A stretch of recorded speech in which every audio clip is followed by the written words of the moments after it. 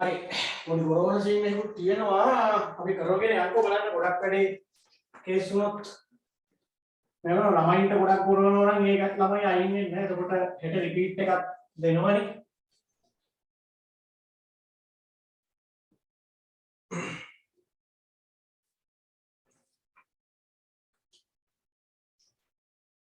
ඔව් ගොඩක්ම කොරෝනා ළමයි ඉන්නවා නම් අයින් වෙන්න එතකොට රිපීට් එකෙන් කරගන්න පුළුවන් නේ අපි කරලා බලමු කරගන්නම බැරි වුණොත් නවත්තමු හරි එතකොට දැන් අපි මූල්‍ය කළමනාකරණයේ පාඩමේදී රිවිෂන් එකේ එතකොට අපි රීෆ්‍රෙෂ් පේපර් වල අංක 13 කතා කරා අංක 14 ගන්නකෝ බලන්න අංක 14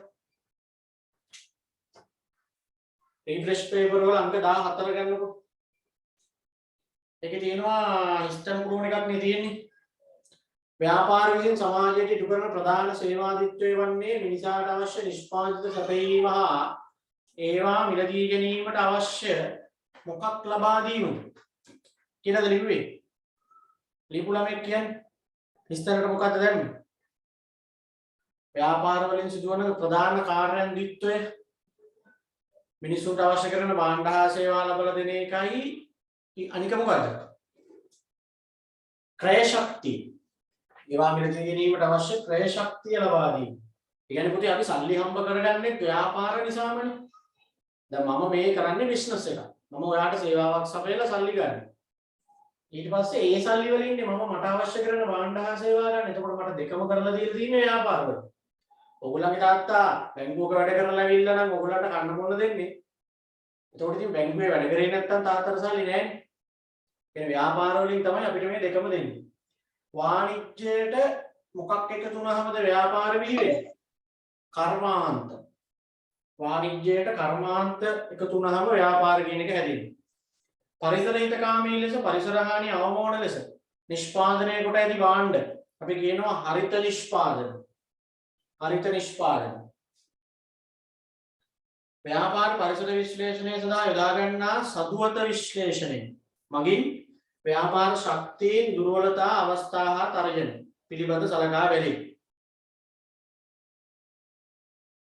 නව සමුපකාර සමිතියක් ක්‍රියාපදිංචි කිරීම සඳහා සමුපකාර සංවර්ධන දෙපාර්තමේන්තුවේ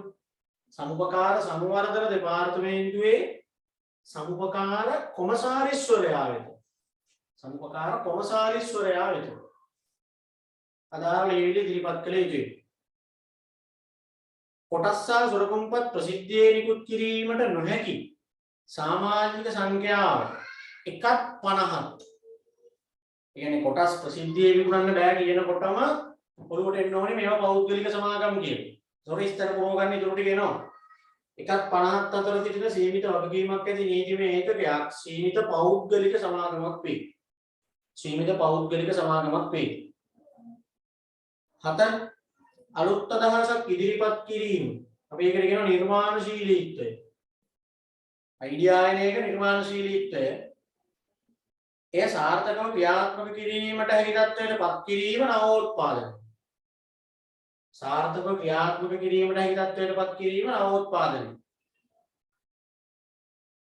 සේවක සංඛ්‍යාව 25ට අඩු ව්‍යාපාර සුළු පරිමාණ ව්‍යාපාර ලෙස ජනහා සංඛ්‍යාලයකට දෙපාර්තමේන්තු හඳුනා ගන්න. වාණිජ බැංකුවක ප්‍රධාන අරමුණු දෙක එකිනෙකට ගැටෙන සුළුය. ඒවා නම් ලාභදායකත්වය හා ද්‍රවශීලතාවය.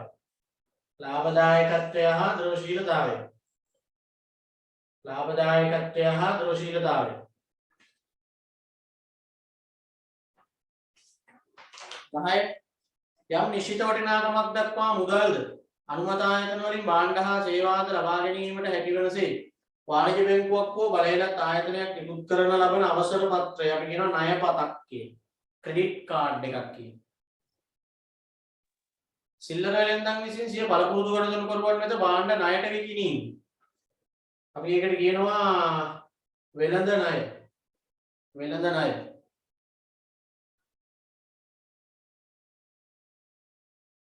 සිල්ලර වෙළඳුන් තොග වෙළඳුන්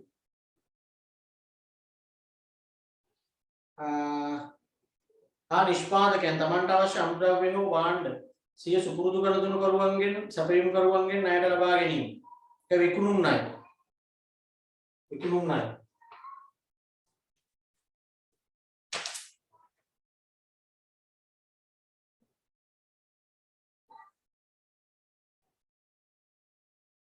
ආයතනයේ අරමුණු මුදුන් පමුණවා ගැනීම සඳහා ආයතනයේ සතු පුද්ගලයන් හෙවත් මානව සම්පත් හා භෞතික සම්පත් අතර මනා සම්බන්ධතාවයක් සංවිධානකරණය තුලින් ගොඩනැගේ.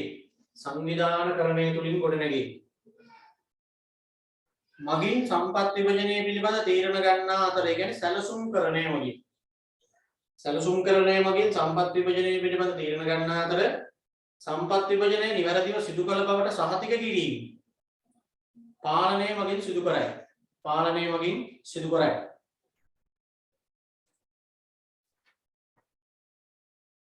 වෙළඳපොළට ඉදිරිපත් කරන නිෂ්පාදිතයක අනිවාර්යයෙන්ම පැවතිය යුතු ගුණාංග අතර ගුණත්වය අංගෝපාංග නිමාව. අංගෝපාංග කියන එක තියෙනවනේ. එක ස්ථානයකට ගුණත්වය කියලා දාන්න අනිත් ස්ථානකට නිමාව කියලා දාන්න. ගුණත්වයයි නිමාවයි කියලා දාන්න. වෙළඳපොළට ඉදිරිපත් කරන නිෂ්පාදිතයක හරි භාණ්ඩයක සියලුම සංවර්ධන මට්ටම් හා පරිවර්තනයන් සහිතව අනාගත වෙළඳපොළට පිවිසීමේ මට්ටම ඉදිරිපත් කරන නිෂ්පාදනය අපි ඒකට කියනවා විභව නිෂ්පාදිතය. විභව නිෂ්පාදිතය. ඒක නම් තාම ඔයගොල්ලන්ට උගන්වලා නැහැ මේ කොටස්. විභව නිෂ්පාදිතය.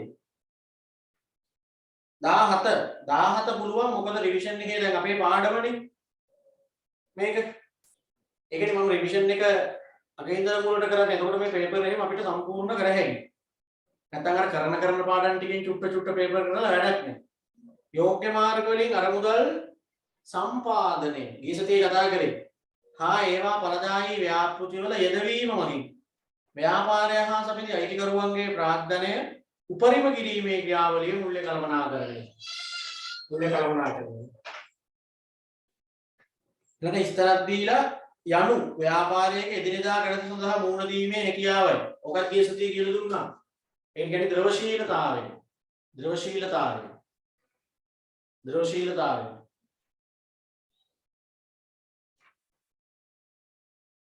ඒකට ආයෙ කියනවා යනු ආයෝජනයේ ප්‍රමාණවත් ඉපයීමක් ලැබීමටදී හැකියාවයි කියන්නේ. ඒක ලාභදායීතාවය. ලාභදායීතාවය.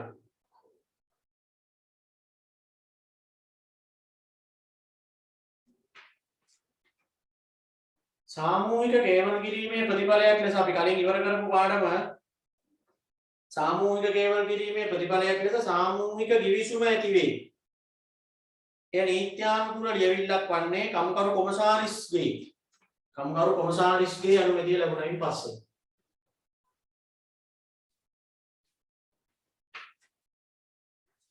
ඊළඟට තියෙනවා සේවයට පැමිණිය යුතු සේවකයන් වැඩට නොපැමිණීම. ඒකට කියන්නේ මොකක්ද කියලාද? සේවක ප්‍රවාසිතාවය. එසත් කිසියම් කාලච්ඡේදයක් තුළ විවිධ හේතුන් මත සේවකයන් ආයතනය අතහැර යාම සේවක පිරිවැටුම. සේවක පිරිවැටුම. දැන් බලන්න අපි රිවිෂන් එකේ ඒවා විලාසන කරපු හින්දා දැන් ඒවා ඔයගොල්ලෝ දන්නවනේ. ශ්‍රී ලංකාවේ දලජාතික නිෂ්පාදිතය කෘෂිකාර්මික කාර්මික සේවාලය අංශ 3කින් සමන්විත වේ. එම අංශ වලට අයත් උපාංශ දෙකකින් ලියන්න. එතකොට කෘෂිකාර්මික කියන එකට අයිති උපාංශ කෘෂිකාර්මික කියන එකට අයිති උපාංශ හැටියට මොනවද ගන්න පුළුවන්? කෘෂිකාර්මික කියලා කිව්වහම දාන්න අලුත් මහ බැංකු වාර්තාවේ විදිහට දාන්න එපා. ඒකට අර මහ බැංකු වාර්තාවේ අර ශීර්ෂ ටික මම ඒකනේ මතක තියාගන්න එක අපි දාමුකෝ ධාන්‍ය වගාව වී වගාව. ඒ වගේ දෙකක් දාන්න. ධාන්‍ය වගාව වී වගාව. කාර්මික කියලා කිව්වහම පතල්හා ගැනීම නිෂ්පාදන කර්මාන්ත. පතල්හා ගැනීම නිෂ්පාදන කර්මාන්ත. කාර්මික කිව්වහම සේවා කියලා කිව්වහම තොරතුරු සංනිවේදනය ප්‍රවාහන සේවා තොරතුරු සංනිවේදනය ප්‍රවාහන සේවා වගේ ඒවා.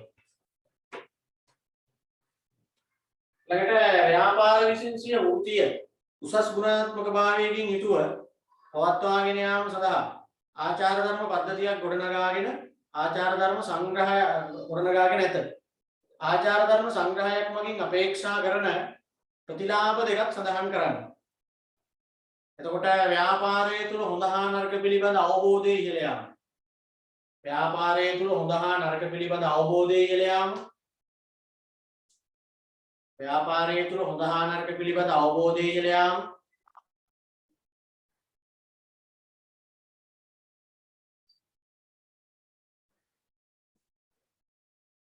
කාර්මික සාමය ඇතිවීම. කාර්මික සාමය ඇතිවීම. කාර්මික සාමය ඇතිවීම. ඊට ආචාර ධර්ම වලට පටහැනිව සිදු කරන ව්‍යාපාර විසින් සිදු කරන අවස්ථා හතරක් පෙන්වා දෙන්න. අතිශයෝක්තියෙන් ප්‍රචාරණය කිරීම. ඒක ආචාර ධර්ම වලට පටහැනි. අතිශයෝක්තියෙන් ප්‍රචාරණය කිරීම. නොමග යවන සුළු පණිවිඩ නිකුත් කිරීම. නොමග යවන සුළු පණිවිඩ නිකුත් කිරීම. නොමග යවන සුළු පණිවිඩ නිකුත් කිරීම. කිරුම් මිනුම් වංචා සිදු කිරීම. කිරුම් මිනේ හිතලා ලියන්න. කිරුම් මිනුම් වංචා සිදු කිරීම. කිරුම් මිනුම් වංචා සිදු කිරීම.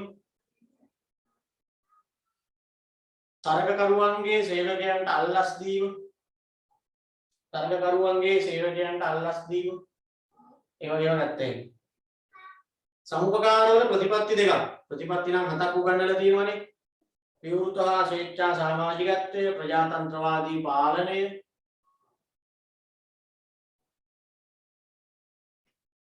විවෘත හා ස්වේච්ඡා සමාජිකත්වය, ප්‍රජාතන්ත්‍රවාදී පාලනය.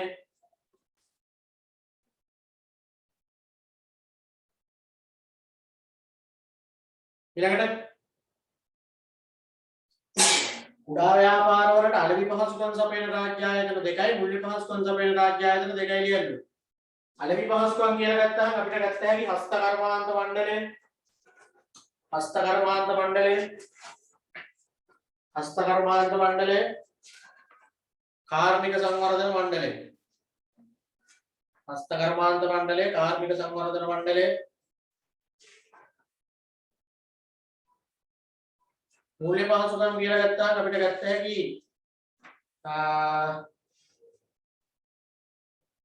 රාජ්‍ය උපස්සා ආයෝජන බැංකුව, ජාතික සංවර්ධන බැංකුව, ජාතික සංවර්ධන බැංකුව. ඊළඟට හොඳ මුදලක ලක්ෂණ දෙකක් ලියන්නලු. පොදු පිළිගැනීමක් තිබීම, එහා මෙහා ගෙන යාමේ පහසුව. පොදු පිළිගැනීමක් තිබීම, එහා මෙහා ගෙන යාමේ පහසුව.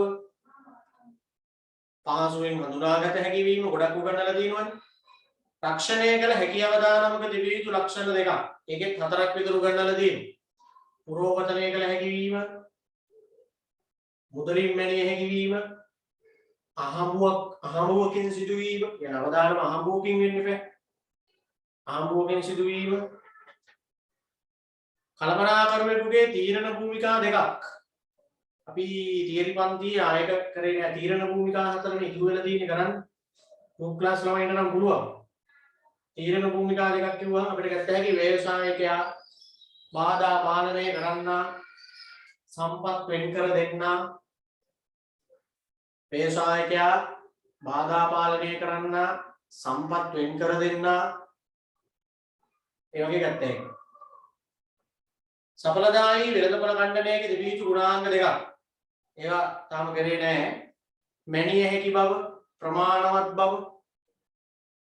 මැනිය හැකි බව, ප්‍රමාණවත් බව. නිමයව සිදුවන්නේ පුද්ගලයන්ගේ අවශ්‍යතාවයේ මතය. එම නිසාම එකකට එකක් වෙනස් නිෂ්පාදනයේ භාණ්ඩ නිෂ්පාදනය කරයි. ඉහත නිෂ්පාදනය කරන නිෂ්පාදන ක්‍රමය ගෲප් ක්ලාස් ළමයින්ට නම් කරා. මොකක්ද ඒකට කියන්නේ? ඇනවුමට නිෂ්පාදනය. ඇනවුමට නිෂ්පාදනය. ඇනවුමට නිෂ්පාදනය.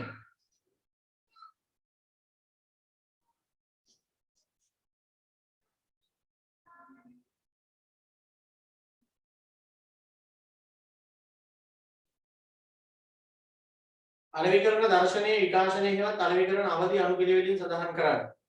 ඒක තෝරන්න තාම කරේ නැහැ. ලියාගන්නකො. නිෂ්පාදන සංකල්පය පළවෙනි එක ඒක. නිෂ්පාදන සංකල්පය.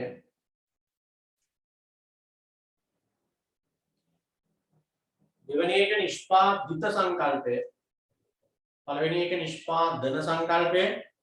දෙවෙනි එක නිෂ්පාදිත සංකල්පය.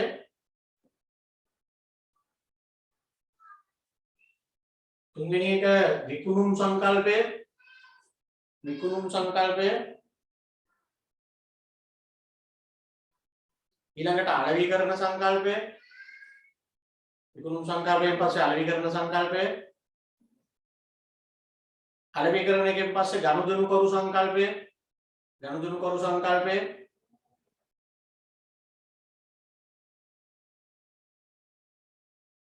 ඊට සමාජීය අලෙවිකරණ සංකල්පය. සමාජීය අලෙවිකරණ සංකල්පය.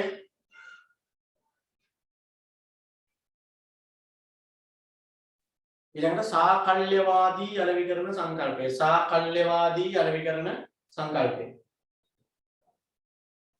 සාකල්‍යවාදී අලෙවිකරණ සංකල්පය. සාකල්‍යවාදී අලෙවිකරණ සංකල්පය. හරි. දැන් එතකොට පුතේ අපි ටිකක් අමාරු පාඩමක් පටන් අරගෙන තියෙන්නේ ටිකක් චුට්ට අපි හිමින් සැරේ කරගෙන ආවා ඒක මුල්‍ය කල්පනාකරණය කියන පාඩම. එතකොට මුල්‍ය කල්පනාකරණයේදී අපි කිව්වා දැන් මේ ඇවිල්ලා ප්‍රධාන ව්‍යාපාර අංශයක් නේ මූල්‍ය අංශය කියලා කියන්නේ. එතකොට මූල්‍ය අංශයට බාර දීලා තියෙන රාජකාරිය තමයි යෝග්‍ය මාර්ග වලින් අරමුදල් ටික හොයාගෙන ඒ ටික ඵලදායී මාර්ගවල දාලා අයිතිකරුවන්ගේ ධනය උපරිම කරලා පෙන්වන්න තමයි මේගොල්ලන්ට තියෙන්නේ. මේක දන්නවනේ. එතකොට මේකෙදි කතා කරා මූල්‍ය කළමනාකරුවෙක් වුණාම ගන්න තියෙන ප්‍රධාන තීරණ දෙක. ඔයාලට හිතන්න තියෙන්නේ හැම වෙලේම ප්‍රධාන වශයෙන් දෙපැත්තක්. කොහෙන්ද අරමුදල් ටික ගන්න කියන එකයි ඒ ගත්ත අරමුදල් කොහෙද දාන්නේ කියන එක. ඒතර අරමුදල් ටික ගන්න කොහෙන්ද කියන එක තමයි අපි කිව්වේ මූල්‍යන තීරණ. ඒ ගත්තු අරමුදල් ටික කොහෙද දාන්නේ කියන එකට කිව්වා ආයෝජන තීරණ. ඒ මූල්‍යන තීරණ ආයෝජන තීරණ හරියට ගන්න නම් අපි කිව්වා මුල්‍ය කළමනාකරුවෝ හදන්න තියෙන්න ඕනි හොඳ මුල්‍ය සැලසුම්කරණයක් සහ හොඳ මුල්‍ය පාලනයක්. ඒ මුල්‍ය සැලසුම්කරණය සඳහා හදනවා කියලා කිව්වා අයවැය. මුල්‍ය පාලනය සඳහා හදනවා කියලා කිව්වා මුදල් ප්‍රවාහ ප්‍රකාශන. ඔය ටික තමයි අපි කේසෙදී කතා කරන්නේ. එතකොට අද අපිට තියෙන්නේ පටන් ගන්න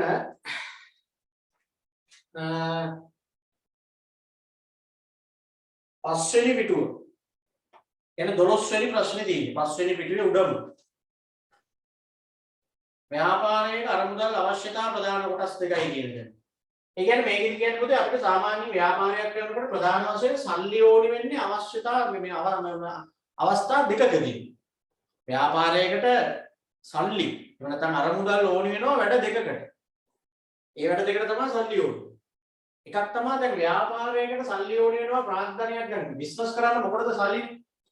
අපි දන්නවනේ බිස්නස් කරන්න අයිඩියා දින මිනිස්සු බිස්නස් කරන්න අයිඩියා දින මිනිස්සු ඉන්නවා සල්ලි නෑ ගගයි. සල්ලි නෑ. මොකටද බිස්නස් කරන්න සල්ලි? එතන සල්ලි ඕනි වෙනවා ප්‍රධාන දෙකකට වැඩ දෙකකට. එකක් තමයි බිස්නස් එකක් නම් ඒක පටන් ගන්න සල්ලි ටිකක් එපේ. දැන් ගොඩනැගිලි, රත, ලී, බඩු තොග මේවා ගන්න එපේ. බඩු තොග නෙමෙයි. විශේෂයෙන් මේක ආරම්භ කරන්න ඕනි වෙන්නේ මූලිකම දේවල් ටික ගන්න එපේ. ඒකට අපි කියනවා ස්ථාවර ප්‍රාග්ධන අවශ්‍යතා ගන්න. ස්ථාවරවත්කම් ගන්න ඕනි වෙන සල්ලි. ස්ථාවර ප්‍රාග්ධන අවශ්‍යතාව. ඒ කියන්නේ ව්‍යාපාරේ පටන් ගන්න සල්ලි ටිකක් එපේ. ස්ථාවරවත්කම් ටික ගන්න. ඒක අවශ්‍යතාවය. ඒ ටික අරගෙන ව්‍යාපාරේ පටන් ගන්න පුළුවන්. ඊට පස්සේ මොකටද සල්ලි? ඇයි ඉතින් සේවකයන්ගේ පඩි ගෙවන්න ඕනි, ගොඩනැගිලි කුලිය ගෙවන්න ඕනි, ලයිට් බිල්, වතුර බිල් ඒවා ගෙවන්න ඕනි. අර එදිනෙදා වැඩ ටික කරගෙන යන්න සල්ලි එපේ. ස්ථාවරවත්කම් විතරක් තියාගෙන බිස්නස් කරන්න බෑනේ. කරගෙන යන්න සල්ලි ටිකක් ඕන. අපි ඒවට කියනවා කාරක ප්‍රාග්ධන අවශ්‍යතාව. කාරක ප්‍රාග්ධන අවශ්‍යතාව. එහෙනම් ව්‍යාපාරයක ප්‍රධාන අරමුදල් අවශ්‍යතා දෙක මොකක්ද කියලා අහුවොත් ස්ථාවර ප්‍රාග්ධන අවශ්‍යතා තියෙනවා කාරක ප්‍රාග්ධන අවශ්‍යතා තියෙනවා දෙකයි තියෙන්නේ. මේක හැම එකේම දෙක තමයි ආවේ. මුල්‍ය කල්පනාකරුවන්ගේ ප්‍රධාන තීරණ දෙකයි. මුල්‍යන තීරණ ආයෝජන තීරණ. ඒතර මුල්‍ය සැලසුම්කරණය හා පාලනයේදී අවශ්‍ය වෙන උපකරණ මොනවාද? අයවැය සහ මුදල් ප්‍රවාහ ප්‍රකාශ. එතනත් දෙකයි. දැන් මෙතනත් දෙකයි.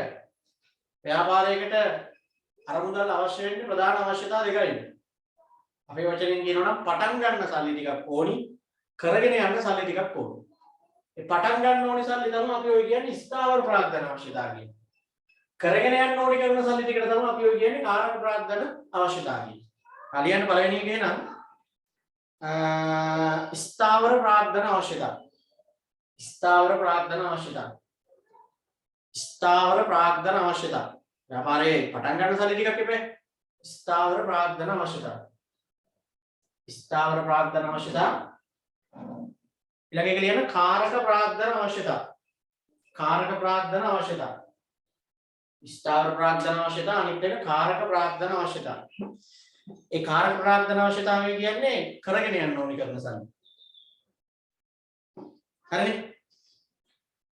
ඊළඟට වැඩි වත්කම් වල අඩුය කියලා ස්තැන් දෙකක් තියෙනවා. මොකක් වැඩි වත්කම් වල මොකක් අඩුයි කියලා ඒක පොතෙන් අපි දානවා. අපි කියන පුතේ මෙහෙම. ද්‍රවශීලතාවයේ වැඩි වත්කම් වල ලාභදායීතාවය අඩුය. ද්‍රවශීලතාවයේ වැඩි වත්කම් වල ලාභදායීතාවය අඩුය. එහෙමයි කියන්නේ. ඒ මොකක්ද ඒ කතාව? දැන් ඕගොල්ලෝ ශේෂපත්‍රයේ අර වත්කම් තීරුව දානකොට ද්‍රවශීලතාවයේ පිළිවෙලටනේ දාන දැන් ඔයගොල්ලෝ account වල කියන්නේ ඉක්මනින් මුදල් කර ගැනීමට හැකියාවක් කියලා නේ කියන්නේ. අපි කියන්නේ එදිනෙදා කටයුතු කරගෙන යාමේ හැකියාව කියලානේ අපි කියන්නේ. දෙකෙන්ම එකම තමයි කියවෙන්නේ. එතකොට දැන් මෙන්න මේවටනේ ඔය ද්‍රවශීලතාවයේ වැඩි කියලා කියන්නේ. තොග බැංකු මුදල් අතැති මුදල් තව ඉදිරියට කළ වියදම් වගේ ඒවා තියෙනවා නම් ඒවා ණය ගැටි ඉන්නවා නම් ඒවා මේවා අපි පොදුවේ ඕනනම් ගත්ත හැකිනේ ජංගම වත්කම් කියන ඕවා ඇවිල්ලා ද්‍රවශීලතාවයේ වැඩි. يعني ඉක්මනට සල්ලි කරගන්න පුළුවන්. තාත්තේ මුදල් කියන්නේ මොකක් සල්ලිනේ බැංකු මුදල් කියන්නේ චෙක් වලින් ගණන් කරන ඒවානේ. ඉතින් සල්ලි කරගන්න ලේසි. හැබැයි මේවයි ලාභදායීත්වයක් නැහැනේ. ව්‍යාපාරයක මේවා තිබ්බ කියලා ඕනවට වඩා ඇති ලාභයක් නැහැ. අතේ සල්ලි තියන් හිටියට. කරන්ට් එක උඩට සල්ලි තියන් හිටියට. විකුණන්න තියෙන බඩුද ඕනි තරම් ගොඩ ගහගෙන තිබ්බට. ණයට විකුණනවා ණය ගැතිය පුරවගෙන හිටියට ඒවෙන් ලාභෙන්නේ නැහැ. ඒක තමයි කියන්නේ ද්‍රවශීලතාවය වැඩි වෙන්න ලාභදායීතාවය අඩුයි කියන්නේ. දැන් මේවා ඇවිල්ලා ද්‍රවශීලතාවය අඩුයිනේ. මේවා ඉක්මනට සල්ලි කරගන්න බෑනේ. ඉඩම් ගොඩ නැගිලි රත ලී බඩු මේවා මොකටද තියෙන්නේ? මේවා ද්‍රවශීලතාවය අඩුයි. හැබැයි මේවා ලාභදායීතාවය වැඩි. මේවා තමයි ව්‍යාපාරයට ගොඩක් ලාභ ගන්න පුළුවන්. ඒක තමයි ද්‍රවශීලතාවයේ ලාභදායීතාවය අතර තියෙන සම්බන්ධය දෙක එකපාර කරගන්න අමාරුයි. ද්‍රවශීලතාවය වැඩිපුර තියාගන්න ගියොත් ලාභදායීතාවය අඩු වෙනවා. ලාභදායීතාවය වැඩිපුර තියාගන්න ගියොත් ද්‍රවශීලතාවය අඩු වෙනවා. දෙක බැලන්ස් කරගෙන මූල්‍යාංශය යන්න ඕන. හැදෙන්නේ ව්‍යාපාරයකට අවශ්‍ය අරමුදල් ප්‍රමාණය තීරණය කිරීමේදී සලකා බැලිය යුතු ප්‍රධාන සාධක මොනවාද? ඒ කියන්නේ දැන් අපි ඇවිල්ලා දැන් මේ වෙලාවේ අපි ඉන්නේ කවුද දැන් අපි මූල්‍ය කළමනාකරුවෝ ඕනේ අපි. අනිකරම මේ මූල්‍ය අංශය ගැන සියලු තීන්දුව తీරන ගන්න වෙන්නේ අපිට. අපෙන් අහනවා දැන් මූල්‍ය කළමනාකරුවෝ හැටියට අපි තමයි තීරණය කරන්න ඕනේ ව්‍යාපාරයකට දැන් අරමුදල් සම්පාදනය කරගන්නකොට කොච්චරක් ඕනිද කියන එක. හරි? ඒ සල්ලි කොච්චරක් ඕනිද කියන එක අපි තමයි තීරණය කරන්න ඕනේ. දැන් කොටස් නිකුත් කරලා හරි ණයකර නිකුත් කරලා හරි මොනවා හරි කරලා ව්‍යාපාරයකට දැන් අපි අරමුදල් ටික හොයාගන්න ඉපේ. ඒ හොයාගන්න අරමුදල් කීයක්ද කියන එක. මිලියන හරි ලක්ෂ හරි මොනවා හරි කීයක්ද ගන්න කියන එක අපි තීරණය කරන්නත් ඉපේ. එතකොට මේ ප්‍රමාණය අපිට හිතට එන ගානක් තීරණය කරලා හරියන්නේ නැහැ. ප්‍රාග්ධනය මෙච්චරක් ඕනි කියලා එහෙම අපිට එන ගණන් කියන්න බෑ. යම් යම් සාධක බලලා තමයි අපි මේ ප්‍රමාණය තීරණය කරන්නේ. මුල්ලේ කළමනාකරුවෝ හැටියට. මොනවද අහන සලකා බලන සාධක? ඒකදී අහන්නේ. කියන්න ව්‍යාපාරයේ ප්‍රමාණය හා ස්වභාවය. ව්‍යාපාරයේ ප්‍රමාණය හා ස්වභාවය. ඒක බලන්න. ව්‍යාපාරයේ හැටියට එපා අවශ්‍ය කරන සල්ලි ප්‍රමාණය තීරණය කරගන්න. ව්‍යාපාරයේ ප්‍රමාණය හා ස්වභාවය.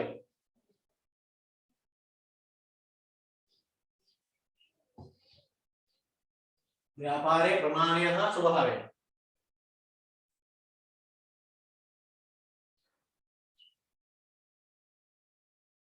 ව්‍යාපාරයේ රඳවා ගන්නා තොග මට්ටම් පිළිබඳ. ව්‍යාපාරයේ රඳවා ගන්නා තොග මට්ටම්. අපි සාමාන්‍යයෙන් කොච්චරක් වගේ තොග තියාගන්නද බලාපොරොත්තු වෙන්නේ. ඒ අනුව එපා අවශ්‍ය කරන මුදල් ප්‍රමාණය තීරණය කරන්න. ව්‍යාපාරයේ රඳවා ගත යුතු තොග මට්ටම්. ව්‍යාපාරයේ රඳවාගත යුතු තොග මට්ටම්. ව්‍යාපාරයේ රඳවාගත යුතු තොග මට්ටම්. රඳවාගත යුතු තොග මට්ටම්. ක්‍රියාත්මක කිරීමට බලාපොරොත්තු වන ව්‍යාපෘති. තුන්වෙනි ක්‍රියාත්මක කිරීමට බලාපොරොත්තු වන ව්‍යාපෘති. ක්‍රියාත්මක කිරීමට බලාපොරොත්තු වන ව්‍යාපෘති.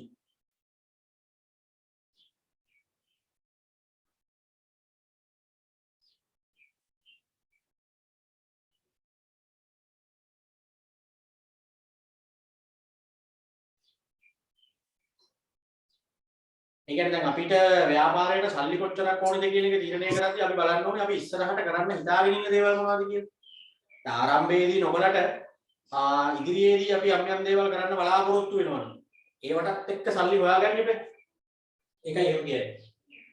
යට ව්‍යාපාරයේ යොදා ගන්නා තාක්ෂණය. ව්‍යාපාරයේ යොදා ගන්නා තාක්ෂණය. ව්‍යාපාරයේ යොදා ගන්නා තාක්ෂණය. ව්‍යාපාරයේ යොදා ගන්නා තාක්ෂණය.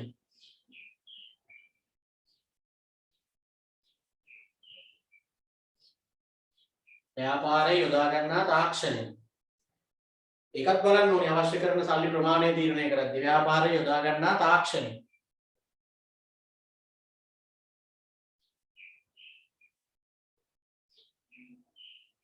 හරි. ඊළඟට සැපයුම් කරුවන්ගේ ණය කොන්දේසි. සැපයුම් කරුවන්ගේ ණය කොන්දේසි. සැපයුම් කරුවන්ගේ ණය කොන්දේසි. එහෙනම් අපිට වාහන සපයන අයගේ කොන්දේසි එවලෙම සල්ලි ඕනිද? චෙක් වලින් ගෙවුවොත් ගන්නවද? මාසේ ගානේ ගෙවන්න ඕනිද? ඒවත් බලන්න එපා. ඒවට අනුව අපි සල්ලි හොයාගන්න එපා. හරි. දැන් පුතේ දැන් ගොඩක් තැන්වල මේ භෞතිකව පන්ති පටන් ගන්න තියෙන හින්දා බොහෝ විට ලබන සතිය වගේ සාමාන්‍ය පන්ති පටන් ගැනීමේ තීරණයක් දැනට තියෙනවා. රත්නපුර බලංගොඩ විශ්වවිද්‍යාලයේ ආයතන තුනේම. ඒ කොහොම කරත් ඔන්ලයින් පන්තියක් දිගට කරගෙන යනවා. එතකොට අර ටියුට් එහෙම ලබා ගැනීමේ කටයුතු ඒවා කරගෙන ගිය විදිහටම කරන් යන්න ඕනේ. පන්ති ඇතුලේ ටියුට් නම් මනම් බෙදන්න ඒවා කරන්න බෑ. එහෙම නීතිමාලාවකුත් දාලා තියෙනවනේ. දැන් සමහර ළමයි මට ටුට්ටක් කියන්නකෝ දැන් පන්ති පටන් ගත්තත් ඔන්ලයින් පන්තියට ඉන්න බලාපොරොත්තු වෙන ළමයි ඉන්නවද මෙතන? ඉන්නවනම් ඔව් කියන්නකෝ පොඩ්ඩක්. මෙසේජ් එකක් හරි දාන්න ඔව්ද නැද්ද කියලා. දැන් 2023 නම් ගොඩාක් ඉන්නවා ඒකයි. කෙනෙක් ඔව් කියලා 2යි 3යි 4යි 5යි 6යි 7යි 9යි ඉන්නවා ඒක සෙට් එකක් ඉන්නවා ඇති. මම හිතන්නේ සේරම ඔන්ලයින් එතකොට ඉන්න බලාපොරොත්තු වෙන්නේ. හරි. ඇති. දැන් ඇති. හරිද? පන්තියට එන්න බලාපොරොත්තු වෙන ළමයි කවුද කියන්නේ? පන්තියට එන්න බලාපොරොත්තු වෙනවා කියන කට්ටිය දැන් ඔව් කියලා දාන්න.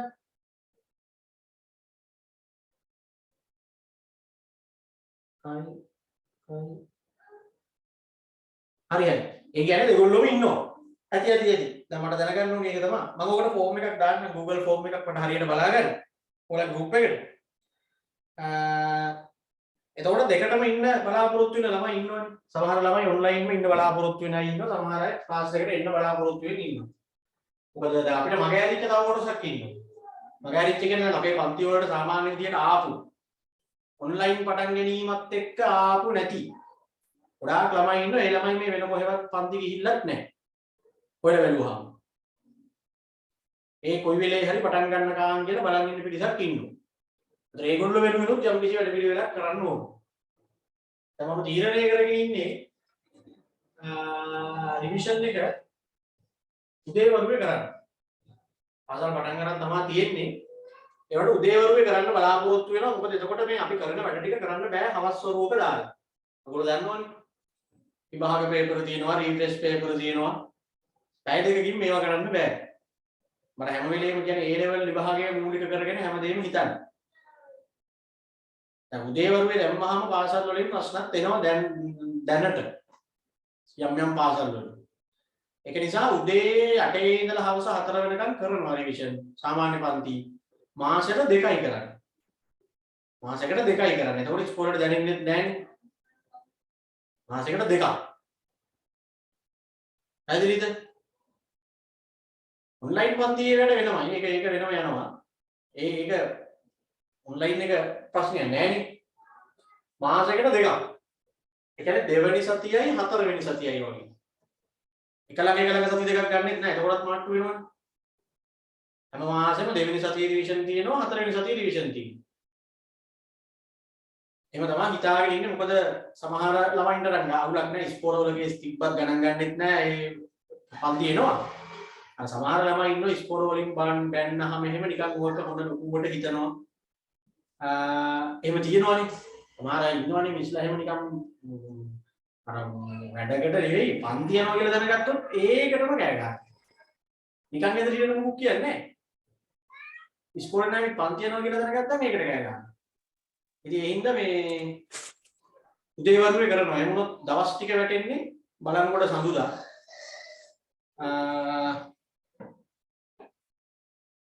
බලන්කොට සඳුදා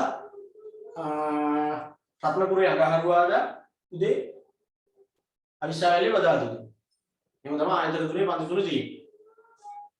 ඒතකොට මම කියපු විදිහට දැන් මාසේ සති 4 පැය දෙක කරනවට වඩා අර මාසෙට දෙකක් අරම කරන එක හොඳයි. එතකොට අපිට අර ඒ කරන දවසට පේපර් ලියන්න දීලා ඔය පාඩමත් හිමින් ශරීරේ නැත්තම් ඉස්කෝලේ ඇරිලා ඕගොල්ලෝ මහන්සියෙන් ඇවිල්ලා එකමාරට අරලා ඉවරලා සමහර ළමයින්ට කන්නත් විදිහක් නෑ. දුර ඉඳන් එහෙම එන ළමයි ඉන්නවනේ.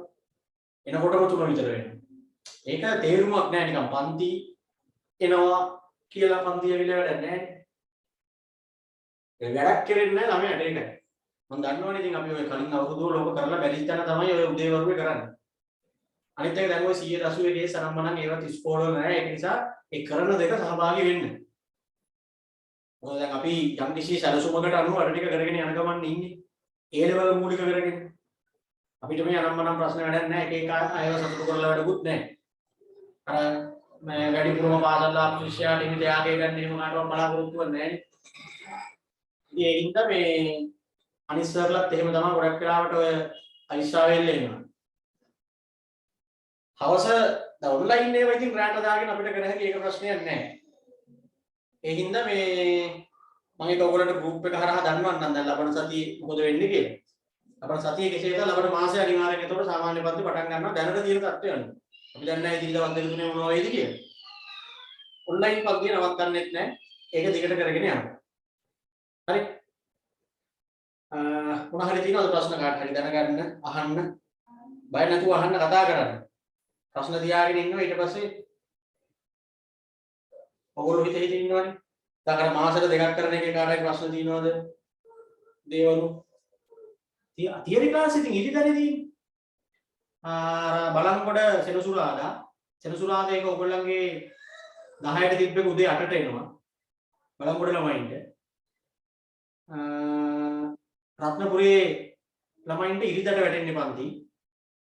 දැන් සෙනසුරාදානේ තිබ්බේ අපි. ඒකට දැන් 23 ළමයින්ගේ පන්ති පටන් අරන් ඉඳලා නෑ පොඩේ ඉරිදට ඉරේ කියන්නේ මම ටයිම් ටික කියන්නම් ගන්න. මේ සාමාන්‍ය පන්ති තියෙනකොට තියරි පන්ති වැටෙන්නේ මෙහෙමයි. දැන් රිවිෂන් අර දවස් 3 හරිනේ. මාසෙට 2 ගානේ අර දවස් 3. තියරි පන්ති වැටෙන්නේ බලන්ගොඩ ළමයින්ට සෙනසුරාදා උදේ 8:10යි. රත්නපුරේ ළමයින්ට ඉරිදා උදේ 8:10යි. අවිස්සාවේද ළමයින්ට ඉරිදා හවස 3:05. ඉරිදා හවස 3:05. මොකද මේ මම තියරි පන්තිය කර හිටපු ටයිම් එකේ ඒක සුපුම්සර් කරනවා ඔයගොල්ලන්ට රිවිෂන් එක. මම ඒ ටයිම් එකේ 23 ළමයින්ගේ පන්තිය කරනවා. ඉතින් ඔයගොල්ලන්ට ඒ ඉරිදා ආවහම පන්ති ගොඩාක් එකපාර ඉවර කරගෙන ගිය හැකියි. තියරි පන්ති 3කුයි එක රිවිෂන් පන්තියකුයි ඉවර කරගෙන ගිය හැකියි. අවිස්සාවේ ළමයින්ට ඒක ඉරිදා දවස් කිසි කේස් එකක් නැහැ.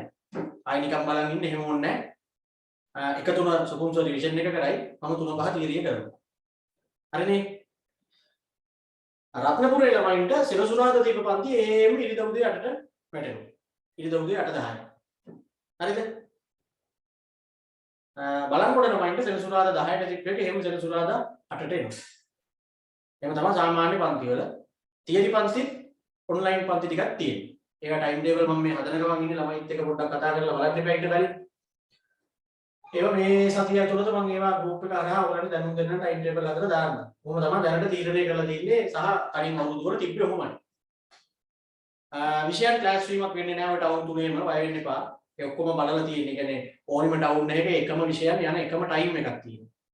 දැන් ඔයගොල්ලෝ මගේ BS වෙලාවේ කාගේ ටවුන් ගියත් කාගේ කෝඩ් ගියත් ඒවා ක්ලාස් වීමක් වෙන්නේ නැහැ. එකම ආයතන ගුරු තුන්දෙනා අතර කොහොමද ක්ලාස් වෙන්නේ නැහැ. රත්නපුරේ ඉතින් කොහොමද මම තනියෙන් ඉන්නේ හින්දා ඒක මට අවුලක්ම නැහැ. ඒත් රත්නපුරේ අනිත් ආයතන වල account යන ළමයින්ට ඒවා ක්ලාස් වෙන්නේ නැහැ ඔය මම දාලා තියෙන ටයිම් එකට. ඉතින් අපි කතා වෙලානේ දාන්නේ ආයතන වශයෙන් වෙනස් වුණාට අපි ගුරු කතා කරලා තමයි ටයිම් දාන්නේ. ළමයි කාගේ භාගේ පන්ති ගියත් තෝරගෙන අපි ඔක්කොම එකට කතා වෙලා තමයි වෙලාවල් දාන්නේ. මොකද නැත්තම් ළමයි අමාරුතාවයටපත් වෙනවා. හරි. ඒක තමයි මේල්ද තියෙනවද නැද්ද කියන එක මම හරියට කියන්නම්. මොකද තාම අපි අද 23 ළමයින්ට විශ්වාසයෙන් නිකන් පන්තියක් පටන් ගන්න බැරුවා. ළමයින්ගේ පැමිණීමක් ටිකක් තියෙනවා. අර සෞඛ්‍ය මාර්ගෝපදේශ ඒව බලන්නත් බෑ. ශාලා පහසුකම් බලන්න ඕනේ. සම්පූර්ණ ධාරිතාවයෙන් 50ක් දාන්න කියලා තමයි දැන් අනුමැතිය අවිල්ල තියෙන්නේ. ඉතින් ඒවා තීරණය කරලා මේ එන සතියේ පන්ති ටික තියෙනවද නැත්නම් දැන් මේ සතිය කියන්නේ දැන් මේ අද අඟහරුවාදනේ. මේ අතරමැද පන්තියක් නැහැ නේ. ආයෙ තියෙනවා නම් තියෙන්න ඕනේ සෙනසුරාදා ඉඳලා. ඒක තියෙනවද නැද්ද කියන එක මම කියන්නම්. හරි. ඔය ඉතින් මේ කෝඩ් account තියෙනවා නම් PS එකත් ඒක තමයි මම තාම අපි කතා කර කර ඉන්නේ. මේ සතියේ තියෙනවද නැද්ද කියන එක මම කියන්නම් හරියට. කියන්නම් කියන්නේ ඊට නැත්නම් ඉඳලා කියන්නම්. කොහොමද ඕගොල්ලෝ දැන් සෙනසුරාදා ඉඳලානේ එහෙම පටන් ගන්නවා නම් පටන් ගන්න තියෙන. දැන් බලංගොඩත් පටන් ගන්න තීරණයක් ආවා. රත්නපුරේ තීරණයක් ආවා. බොහෝ විට පටන් ගනී මේ සතියේ ඒක. හරිනේ. ප්‍රශ්න තියෙනවද? දෙකට මොනවා හරි තියෙනවද? මම ඔය කියපු ටයිම් හා සම්බන්ධයෙන් තියෙනවා නම් කතා කරන්න පුතේ තියෙනවා නම් මොකද? ඔයගොල්ලෝ සල්ලි දීලා ඉගෙන ගන්න හින්දා ඔයගොල්ලන්ට තියෙන ප්‍රශ්න කතා කරන්න. බය වෙන්න එපා. බනින්න නැහැ. මැසේජ් කරන්න එපා. එකලාට ප්‍රශ්නයක් දාලා ඊළඟ ළමයා දැම්මම අනිත් එක නැති වෙනවා. 21 රිවිෂන් එකේ ඉතින් තා ටික දවසනේ තියෙන්නේ ඒක ඔන්ලයින් කොහොමද තියෙන්නේ? 21 එක මොකද දාන්නේ?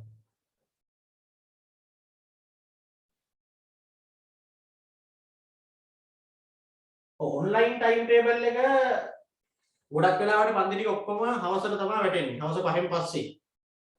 මොකද ළමයි උදේ ඔය රිවිෂන් පන්ති වලට යනවා, ඉස්කෝලේ යනවා. ඒ හින්දා ඔන්ලයින් පන්ති ඔක්කොම හවසට වැටෙන්නේ. ඒ දවස් ටික තාම මේ බලන්න එපා. දැන් අනිත් සර්ලාගේ ක්ලාස් වෙන්නේ නැති වෙන්න. එහෙම හදාගන්න එපා. එන කතන්දරයක්. ඉතින් එකම පන්ති දෙවිදිහකට කරනවා කියන්නේ ටයිම් ටේබල් හදන්න ගියාම පිස්සු හැදෙනවා. ඒක මේ ළමයින්ට දැන් වෙලාසර කතා කරේ ඒකයි. ඔන්ලයින් පන්ති තියෙනවා. ඒකේ ටයිම් එක මම ඒ ටයිම් ටේබල් එකයි සාමාන්‍ය පන්ති ටයිම් ටේබල් ඒ ඔක්කොම හදන ගමන් ඉන්නේ ඒවා හදලා දාන්න. දැනට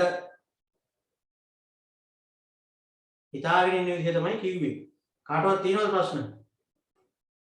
දැන් ওই 22 ගෲප් ක්ලාස් ළමයි නම් ඔක්කොමලා වගේ ඔන්ලයින් තමයි ඉන්නවා කියන්නේ. මේ තියරි එකට. රිවිෂන් එකටත් ඉතින් ඔන්ලයින් ඉන්නවා නම් එහෙම ප්‍රශ්නයක් නැහැ. මොකද කොරෝනා කියන එක සම්පූර්ණයෙන් ඉවර වෙනකම් මම ඔන්ලයින් නවත්තන්නේ නැහැ. ඒ ගැන බය වෙන්න එපා. හරිද? හරි. එහෙමනම් දැන් ඔන්න ව්‍යාපාරයකට අවශ්‍ය කරන අරමුදල් ප්‍රමාණය තීරණය කිරීමේදී බලපාන සාධක ටික ගැන කතා කරේ. ඔය ඉතින් ඔන්ලයින් එකටයි දෙකටමයි ඒක ප්‍රශ්නයක් නැහැ. ඉතින් සාමාන්‍ය පන්තියට ඇවිල්ලා ඔන්ලයින් තියෙන වෙලාවට ඒකට ජොයින් වුණාට ප්‍රශ්නයක් නැහැ. අර ටියුට් අරගෙන ඒවා ඒ ආයතන මට්ටමින් ඒ ටික කරගත්තාම ඔයගොල්ලන්ට දෙකටම හිටියට ප්‍රශ්නයක් නැහැ. ඒක අවුලන්නේ. හරි. ඊළඟට ඔන්න අපිට තියෙනවා ප්‍රධානම මේ මාතෘකාවක් ව්‍යාපාරයකට අරමුදල් සම්පාදනය කරගන්න මාර්ග ටික ගැන කතා කරන්න. දැන් මම කිව්වනේ ව්‍යාපාරයකට අරමුදල් සම්පාදනය කරගන්නකොට ඒ සම්පාදනය කරගන්න පුළුවන් මාර්ග තියෙනවා ගණනාවක්. මේ මාර්ග ගණනාව අතරින් මුල්‍ය කළමනාකරුවගේ රාජකාරිය තමයි අර මොන මාර්ගයකින් අරමුදල් ටික ගන්න එකද? යෝග්‍ය මාර්ගයකින් ගන්න එක.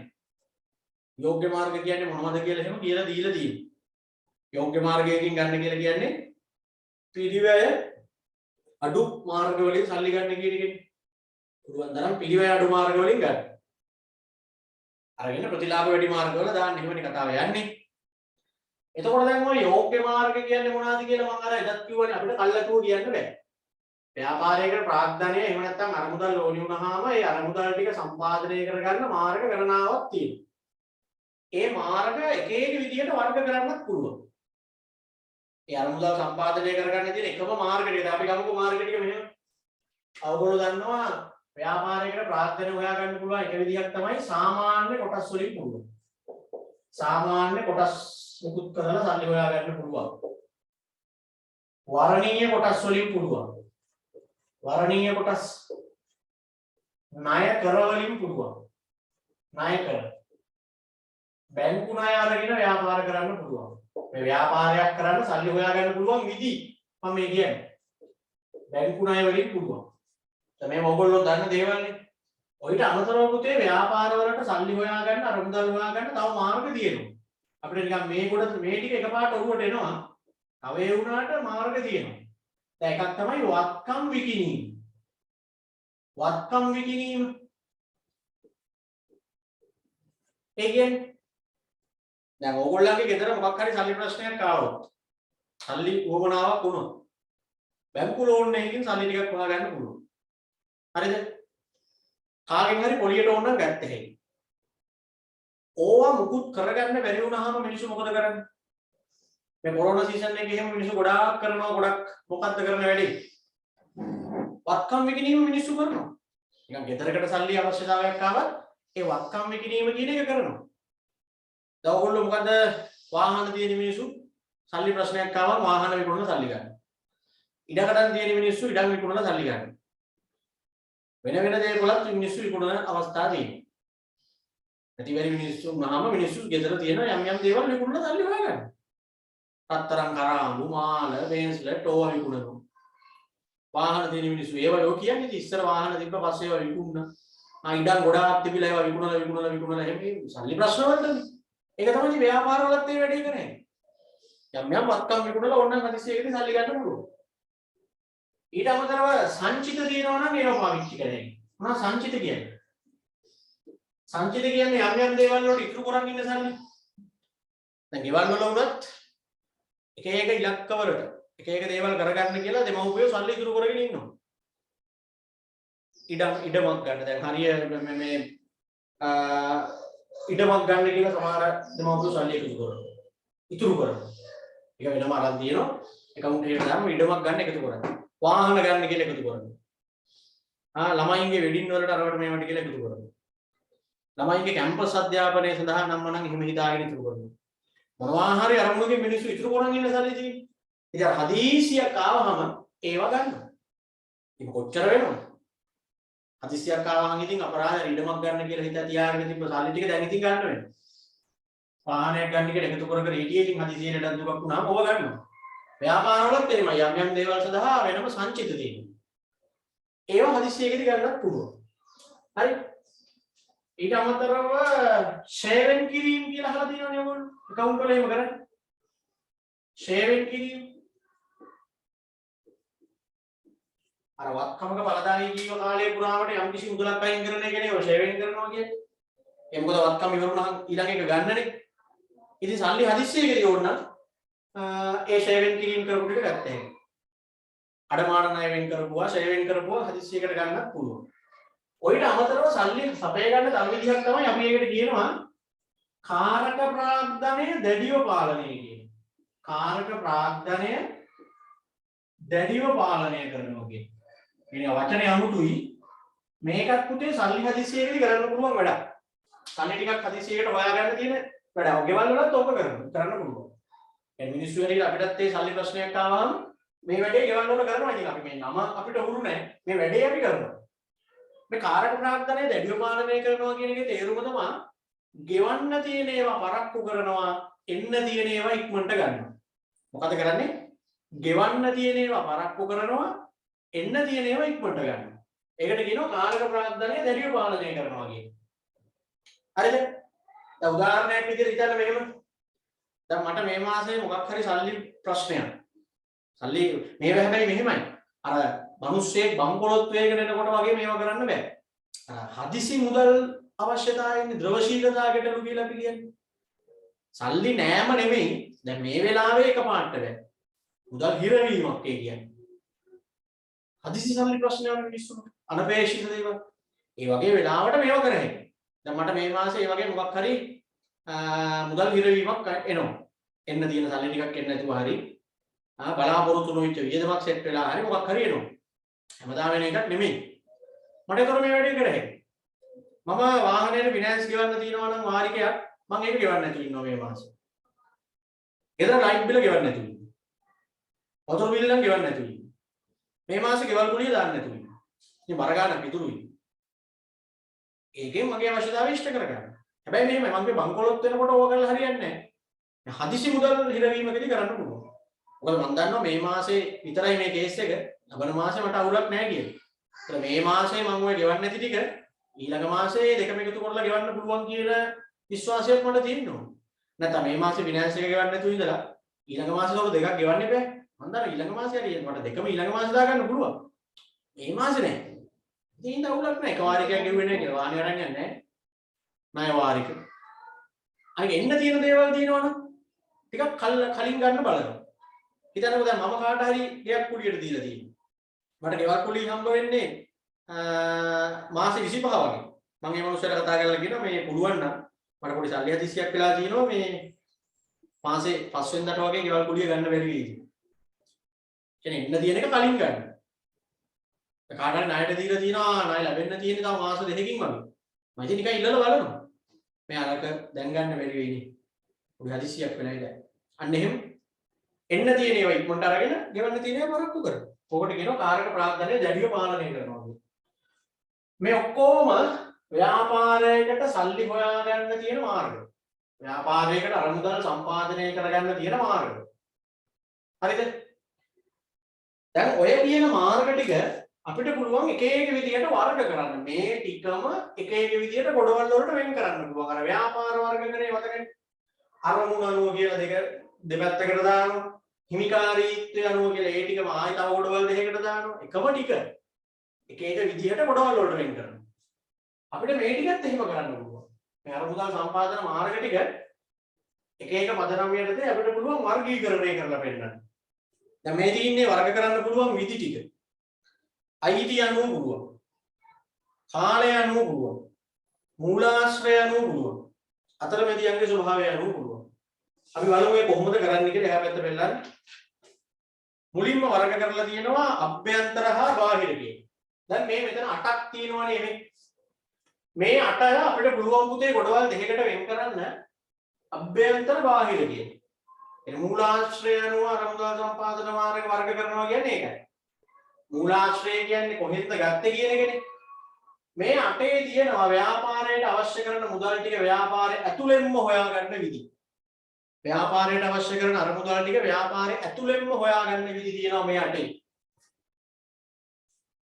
ළමයි කියන්න බලන්න උත්තරයක් දෙක. අංක වලින් කියන්නේ මේ 8න් ව්‍යාපාරයට ඕනි කරන සල්ලි ව්‍යාපාරයේ ඇතුළෙන්ම හොයාගන්න තියෙන මාර්ග මොනවාද?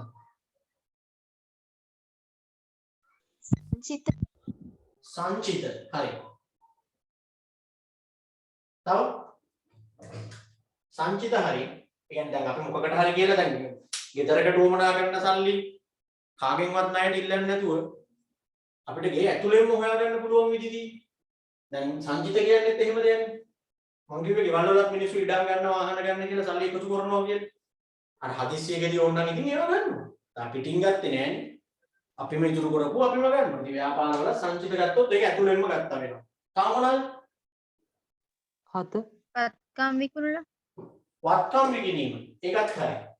වත්කම් විකුණලා සල්ලි ගන්නවා නම් ඒකත් පිටින් ගත්තා වෙන්නේ නෑ. ඒකත් ඇතුළෙන්ම ගත්තා වෙනවා. දැන් ළමයිට ප්‍රශ්නයක් එනවා. ඉතින් වත්කම් විකුණනවා කිව්වහම දැන් අපේ වත්කම පිට කාට හරි විකුණලා සල්ලි ගත්තාම මේක කොහොමද ඇතුළෙන් ආවා වෙන්නේ කියලා. පිට මිනිහෙක්ට විකුණනවා කියන එක ප්‍රශ්නයක් නෑ. වත්කමක් විකුණලා සල්ලි ගත්තා කියන්නේ පිටින් සල්ලි ගත්තා වෙන්නේ නෑනේ. මම සල්ලි හදිස්සියක් වෙලා මගේ වාහනේ විකුණනවා. මට එතකොට පිටින් මොනවා හරි ගලාගෙන ආව වෙනවද? නැති මගේ වාහනේ නැති වෙලා මට සල්ලි ආවා. එකවත්කමක් නැති වෙලා එකවත්කමක් ඇති වෙනවා. වත්කමක් නැති වෙලා ඒ වෙනවත්කමක් ඇති වුනහම වැඩිවීමක් නෑ නේද? වාහනේ කාට හරි දීලා සල්ලි ගන්න. දැන් වාහනේ කියන එක නෑ සල්ලි කියන එක තියෙන්නේ. ඒක වත්කම් විකිණීම බාහිර නෙමෙයි අභ්‍යන්තර. වත්කම් වල වැඩිවීමක් වෙන්නේ නෑ. මම වාහනේ විකුණලා සල්ලි ගත්තයි කියලා මං ගාව තිබ්බ වත්කම් වල වැඩිවීමක් වෙන්නේ නෑ. අරක නැති වෙලානේ සල්ලි ටිකෙන්නේ. අන්න ඒකයි. ඒක පිටින් ගත්තා වෙන්නේ නෑ. අපේ ඇතුලේ තියෙන දේක් දීලානේ ගන්න. තව මොනවාද? කාර්යක ප්‍රාග්ධනය දැඩිව පාලනය. මේකත් ඉතින් ඇතුලෙන්ම කරගන්න තියෙන ක්‍රමයක් නේ. මගේ සල්ලි ප්‍රශ්නේ මම විසඳ ගන්නවා. පිටින් මුකුත් ගන්න නෑ. මම ගෙවන්න තියෙන ඒවා ගෙවන්න නැතුව ඉඳලා මගේ අවශ්‍යතාවය ඉෂ්ට කරගන්න. කාගෙම සල්ලි ගත්තේ නෑ නේද එතකොට? මගේම සල්ලිනේ. මේකත් හරි. ෂේවින් ක්‍රීම් කියන එකත් හරි. ඕන්නම් ගත්ත හැකි පුතේ රඳවාගත් ලාභ කියන එක. රඳවාගත් ලාභ. ඒකත් ඇතුළෙන්ම සල්ලි ගන්න තියෙන ක්‍රමයක්.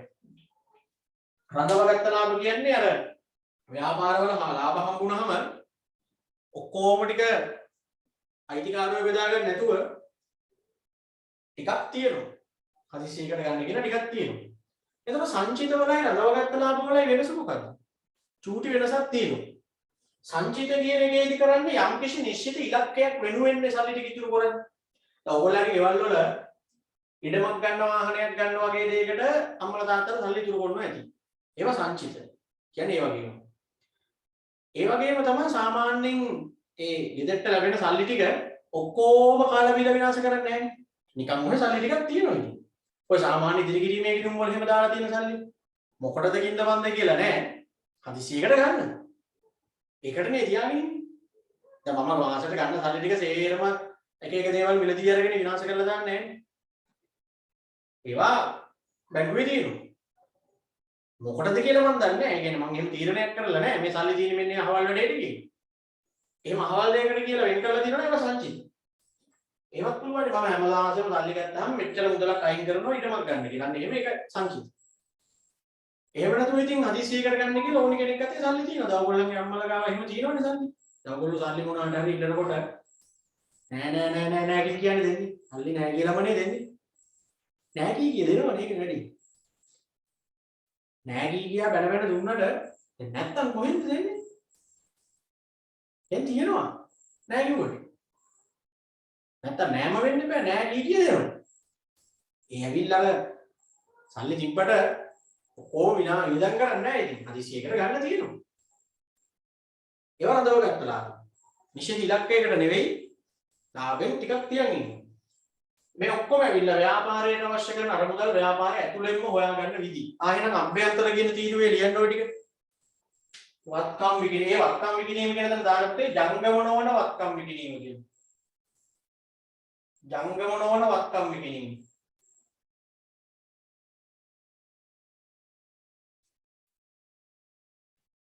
ජංගම නොවන වත්කම් විකිණීම. ජංගම වත්කම් විකුණනොත් එහෙම ඒක නිකන් අර තියෙන බඩු දුක විකුණනවා වෙනවනේ. ඒක විකුණුම් වෙනවා ඒකවල. ජංගම නොවන වත්කම් විකිණීම, සංචිත, ෂේවෙන් කිරීම, සංචිත, ෂේවෙන් කිරීම,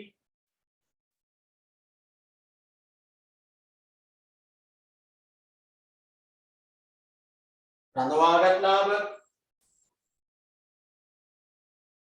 රඳවාගත් ලාභ.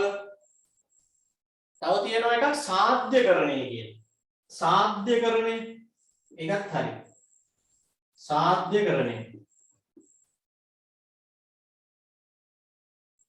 සාධ්‍යකරණය කියන්නේ පුතේ ණයගැතියන්ගෙන් එන්න තියෙන සල්ලි තියෙන්නේ. ණයගැතියන්ගෙන් එන්න තියෙන සල්ලි කියන්නේ ණයගැතියන්ව කාට හරි විකුණලා සල්ලි ගන්නවා කියන එක උතන වෙන්නේ. ණයගැතියන්ව විකුණනවා. ණයගැතිය කොහොමද විකුණන්නේ? දැන් මෙහෙම හිතන්නකො මට කාගෙන් හරි රුපියල් 20000ක් එන්න තියෙනවා. මම කාට හරි දීලා ණයක් දීලා ඒ මිනිස්සයාගෙන් මට 20000ක් එන්න තියෙනවා. මට පුළුවන් ඒ මිනිස්සයා විකුණන්න. ඒ මිනිස්සයා විකුණනවා කියන්නේ මම වෙන කාට හරි ඒ ණයගැති භාවය පවරනවා. දැන් එයා ණය මටනේ. මිනිස්සයා ණයගැති වෙලා ඉන්නේ මටනේ. මම වෙන කාගෙන් හරි ගන්නවා සල්ලි. අරගෙන මං කියනවා අර අරයාගෙන් මට 20000ක් එන්න දෙන්න. ඒ 20000 ඔයා ගන්න. එතන පොඩි කමිෂන් එකක් ලාභයක් ඇතුව තමයි වැඩේ කරන්නේ. ඒ කියන්නේ මට 20000ක් කාගෙන් හරි ගන්න තියෙනවා නම් ඒ ණයගැති භාවයේ මම වෙන කෙනෙක්ට පවරලා මම එයාගෙන් ගන්නවා 18000. මට 18000ක් දෙන්න හදිසියක් වෙලා මට අරයාගෙන් 20ක් එන්න තියෙනවා. ඒ 20 ඔයා ගන්න කියලා. ඒක ඉතින් ව්‍යාපාරවල ඉතින් ඒවා ලියවිලි වලින් නීත්‍යානුකූලව එහෙම පවරන්නේ. ඒක කට වචනෙට මේ අරයාගෙන් මට එන්න තියෙනවා ඔයා ඒක ගන්න එහෙම නෙමෙයි. අර තේරෙන්නේ කිව්වේ. ඒකට කියන්නේ සාධ්‍යකරණය කියලා. ණයගැතියන්ව විකුණලා සල්ලි ගන්න. ණයගැතිභාවය විකුණන එක අපිට තියෙන ණයගැතිභාවය වෙන කාට හරි විකුණලා සල්ලි ගන්න එක කරන්නේ. ඒක ලාභයක් කොමිස් එකක් තියාගෙන තමයි එතකොට ඒ ණයගැතියන්ව මිලදී ගන්න කෙනා ගන්න. එයා මට 20000ක් දැන් දීලා අරයාගෙන් 20000ක් එයා ඉස්සරහදී එයාට ඇති වැඩක් නැහැ නේ. ඒ උදව්වක් වගේ නේද මේක බිස්නස් නේ. ඒ වැඩි කරන්නේ ඉතින් ඒ 100ට ගාණක් අඩු කරලා මම දැන් සල්ලි ගන්නවා කාගෙන් හරි. ණයගැතිය එතකොට මට නෙවෙයි අරයට ගෙවන්න ඕන. හරි. ඕව ඇවිල්ලා අභ්‍යන්තර මූල්‍ය සම්පාදන වාහන. ඒතර ඉතුරු වෙන ටික බාහිර. මේවා ඔක්කොම පිටින් ගන්න නෙවෙයි. මේ ටික බාහිර කොටේ කියන්නේ. සාමාන්‍ය කොටස්, වර්ණීය කොටස්, ණය කර බැංකු ණය. සාමාන්‍ය කොටස්, වර්ණීය කොටස්, ණය කර බැංකු ණය. ඒවා බාහිර. ඒක බාහිර.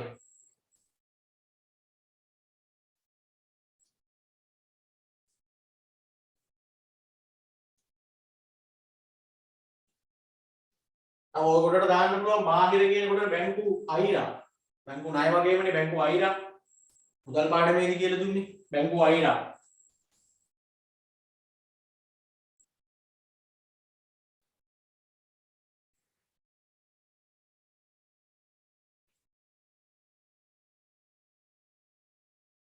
එතෙන්ට සාධ්‍යකරණය කියන එක කියන්නේ ඒක අභ්‍යන්තර බාහිර කොටවල් දෙකටම දානවා. සාධ්‍යකරණය කියන්නේ අභ්‍යන්තර කොටටත් දානවා බාහිර කොටටත් දානවා. සාධ්‍යකරණය.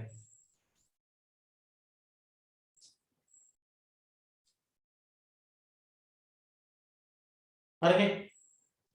ඔන්න දැන් මේ කියන්නේ අපි කරේ මේ මූල්‍ය සම්පාදන මාර්ග ටික වර්ග කරා කොටවල් දෙකකට මොකක් අනුවද වර්ග කරේ? මූලාශ්‍රය අනුව. කියන්නේ ලබා ගන්නේ කොහෙන්ද කියන එක මත අභ්‍යන්තරද බාහිරද කියන එක මත අපි ඔන්න ගොඩවල් දෙකකට මේ ටික වර්ග කරා. හරිනේ. ඊළඟට ඔය ටිකම අපිට පුළුවන් ආයි වර්ග කරන්න කෙටි කාලීන දිගු කාලීන කියන. කාලය අනුව. මේ 8යි නෙවෙයි දැන් මෙතන 10ක් විතර තියෙනවානේ. මේ ටිකේ තියෙනවා කෙටි කාලීන වරමුදල් හොයා ගන්න පුළුවන් විදි සහ දිගු කාලීන වරමුදල් හොයා ගන්න පුළුවන් විදි.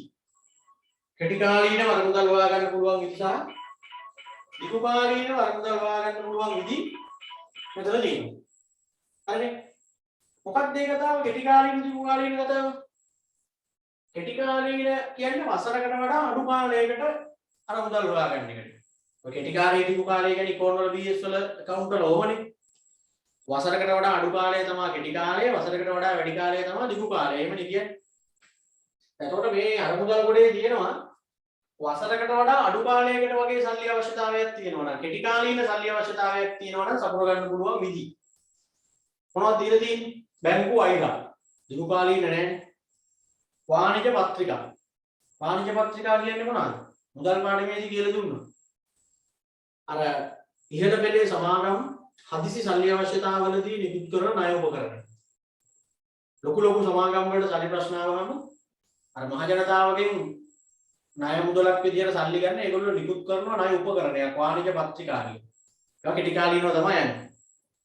ගෙවී යුතු වියදම් එතන ගෙවී යුතු වියදම් පමා කිරීම කියලා කියන්නේ. අර මං කිව්වේ ගෙවන්න තියෙන ඒවා පරක්කු කරනවා කියලා. ගෙවී යුතු වියදම් පමා කිරීම කියලා කියන්නේ. ගෙවී යුතු වියදම් පමා කිරීම.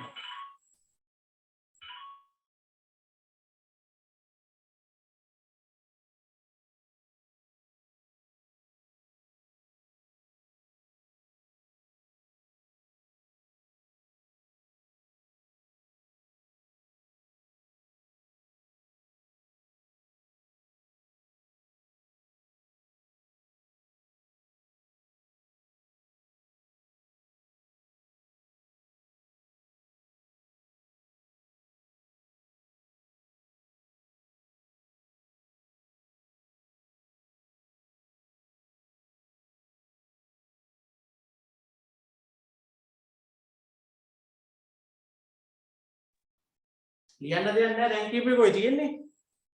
කෙටි කාලීන දිගු කාලීන කියන එක ඩියුට් එකේ දීලා තියෙනවනේ. එතකොට ගෙවී යුතු වියදම් කියලා තියෙන එක මං කිව්වේ ගෙවී යුතු වියදම් පමා කිරීම කියලා ලියාගන්න කියන.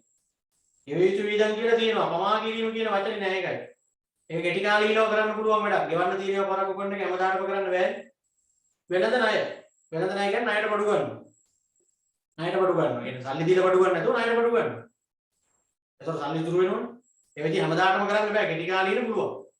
අර මිනිස්සු ගෙවල් වල ගමේ කඩෙන් ණයට බඩු ගන්න මාසෙ අන්තිමට දෙන්නම් කියන්නේ. ඒතකොට මේ මාස ණය ටික බේරලා ඉප ඊළඟ මාසෙ බඩු ගන්න. මාස 5ක් 6ක් එක දිගට මේ කඩවල වලින් ණයට බඩු දෙන්නේ නැහැ. ඒක වෙනද ණය. කෙටි කාලීන. දිගු කාලීන ඒවා තමයි ඒක ඉතුරු ඒවා. කොටස් නිකුත් කරන ඒවා, ණයකර නිකුත් කරන ඒවා, බැංකු ණය, කුලීපිට ගැනුම්. කුලීපිට ගැනුම් කියන්නේ ටික ටික ගෙවන්න ගන්නවා කියලා කියන්නේ. ටික ටික ගෙවන්න බඩු ගන්න වාරික විදියට ගෙවන්න. දැන් ඔය මේ අවුරුදු දෙකෙන් තුනෙන් ගෙවන්න එක එක බඩු ගන්න මිනිස්සු. ඒවා. හරි.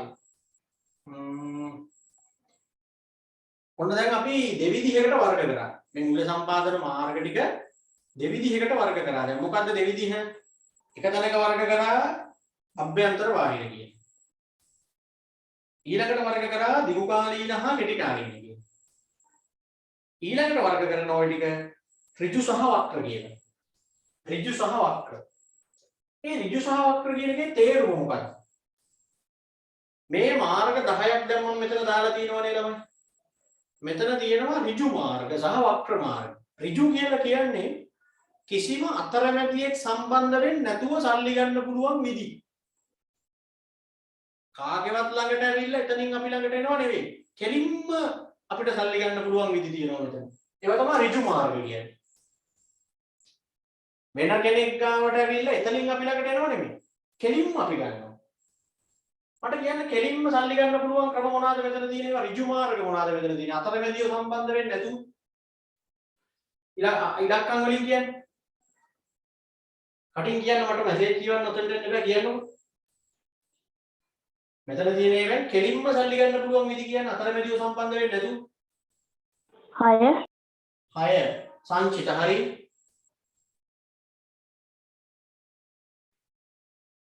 එච්චරද ඍජු මාර්ග වල තියෙන්නේ 6 විතරද? 9. 9 හරි. 9 හරි. 8 හරි. තව 5 හරි. 7 හරි.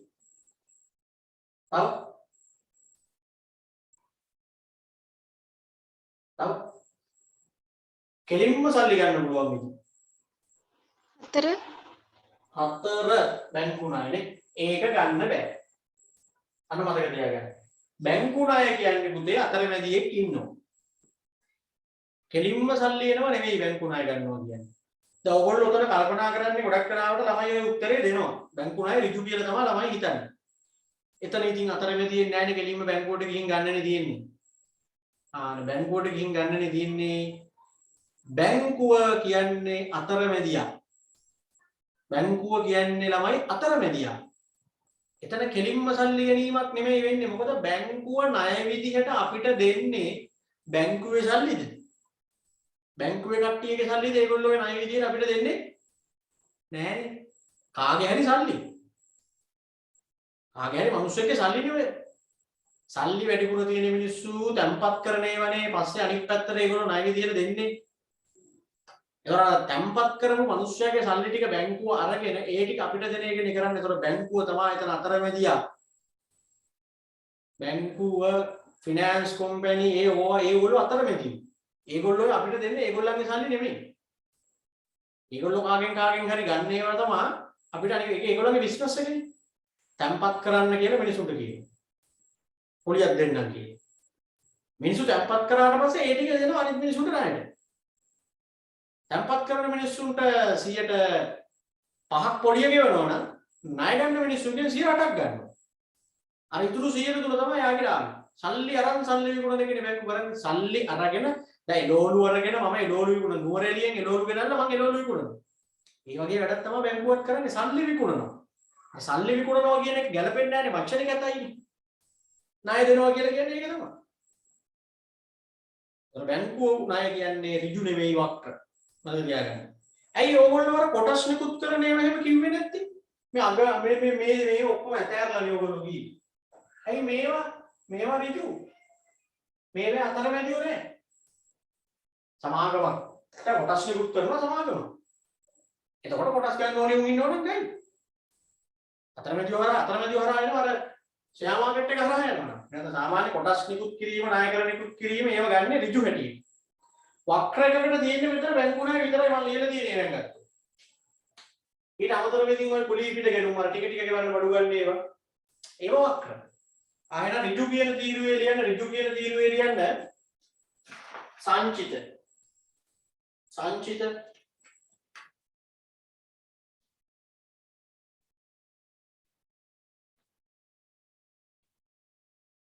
කොටස් නිකුත් කිරීම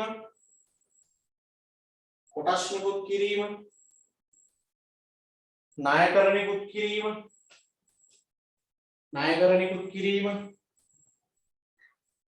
කොටස් නිකුත් කිරීම ණයකර නිකුත් කිරීම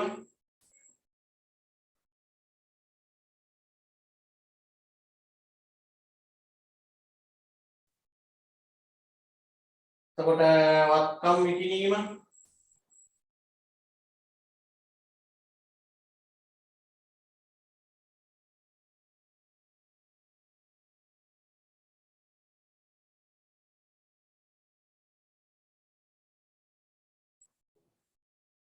සංචිත රඳවගත් ලාභ ශ්‍රේණියෙන් කිරීම ඔක්කොම ඍජු.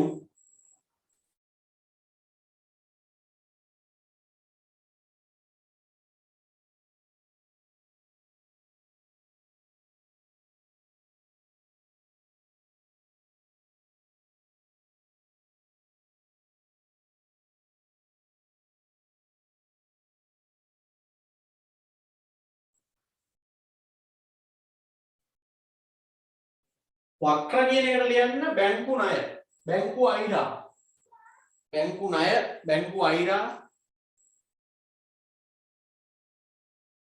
වාණිජ පත්‍රිකා, සාධ්‍යකරණය. ඒවා වක්‍ර.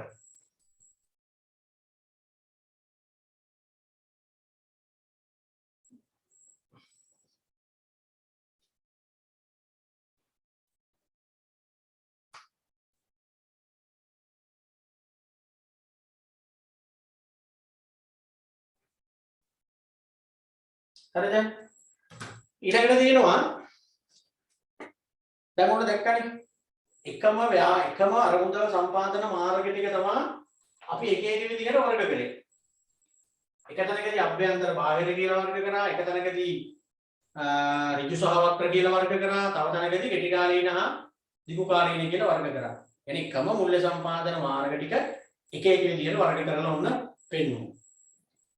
ඊළඟට දැන් මේ අර එතන හම්බ වෙච්ච සමහර වචන තියෙනවානේ ඔය සංචිත රඳවගත් ලාභ සාධ්‍යකරණ එකක අමුතු වචන. මේක රිවිෂන් ටියුට් එකේ හින්දා ඒවා වෙනම පැහැදිලි කරලා නැහැ. මම සාමාන්‍යයෙන් මේ පොඩි නිර්වචන හින්දා කිස්තම් පුරවන ප්‍රශ්න විදිහට ඒක දීලා තියෙනවා. පේපර් එකට එන්න පුළුවන් විදිහටම. තීර ටියුට් වල නම් ඒවා වෙනම දෙනවනේ නෝට් වගේ. මේක රිවිෂන් නේ. බලමු කිස්තම් පුරවන ටික. ව්‍යාපාරයක් උපයන ලද ලාභයෙන් කොටස් හිමියන් අතර බෙදා නොහැර නිශ්චිත කාර්යයක් සඳහා වෙන් නොකර තබා ගන්නා ලාභ රඳවාගත් ලාභ නිශ්චිත කාර්යයක් සඳහා වෙන් නොකර එමුණොත් රඳවාගත් ලාභ මොකටද කියලා වෙන් කරලා නැහැ රඳවාගත් ලාභ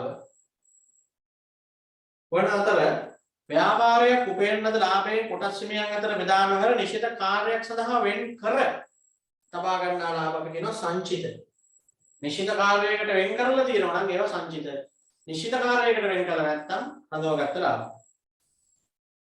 ලැබී යුතු ණය විකුණා මුදල් ලබා ගැනීම සාධ්‍යකරණය. ඒකටනේ කිව්වේ සාධ්‍යකරණය කියලා. සාධ්‍යකරණය.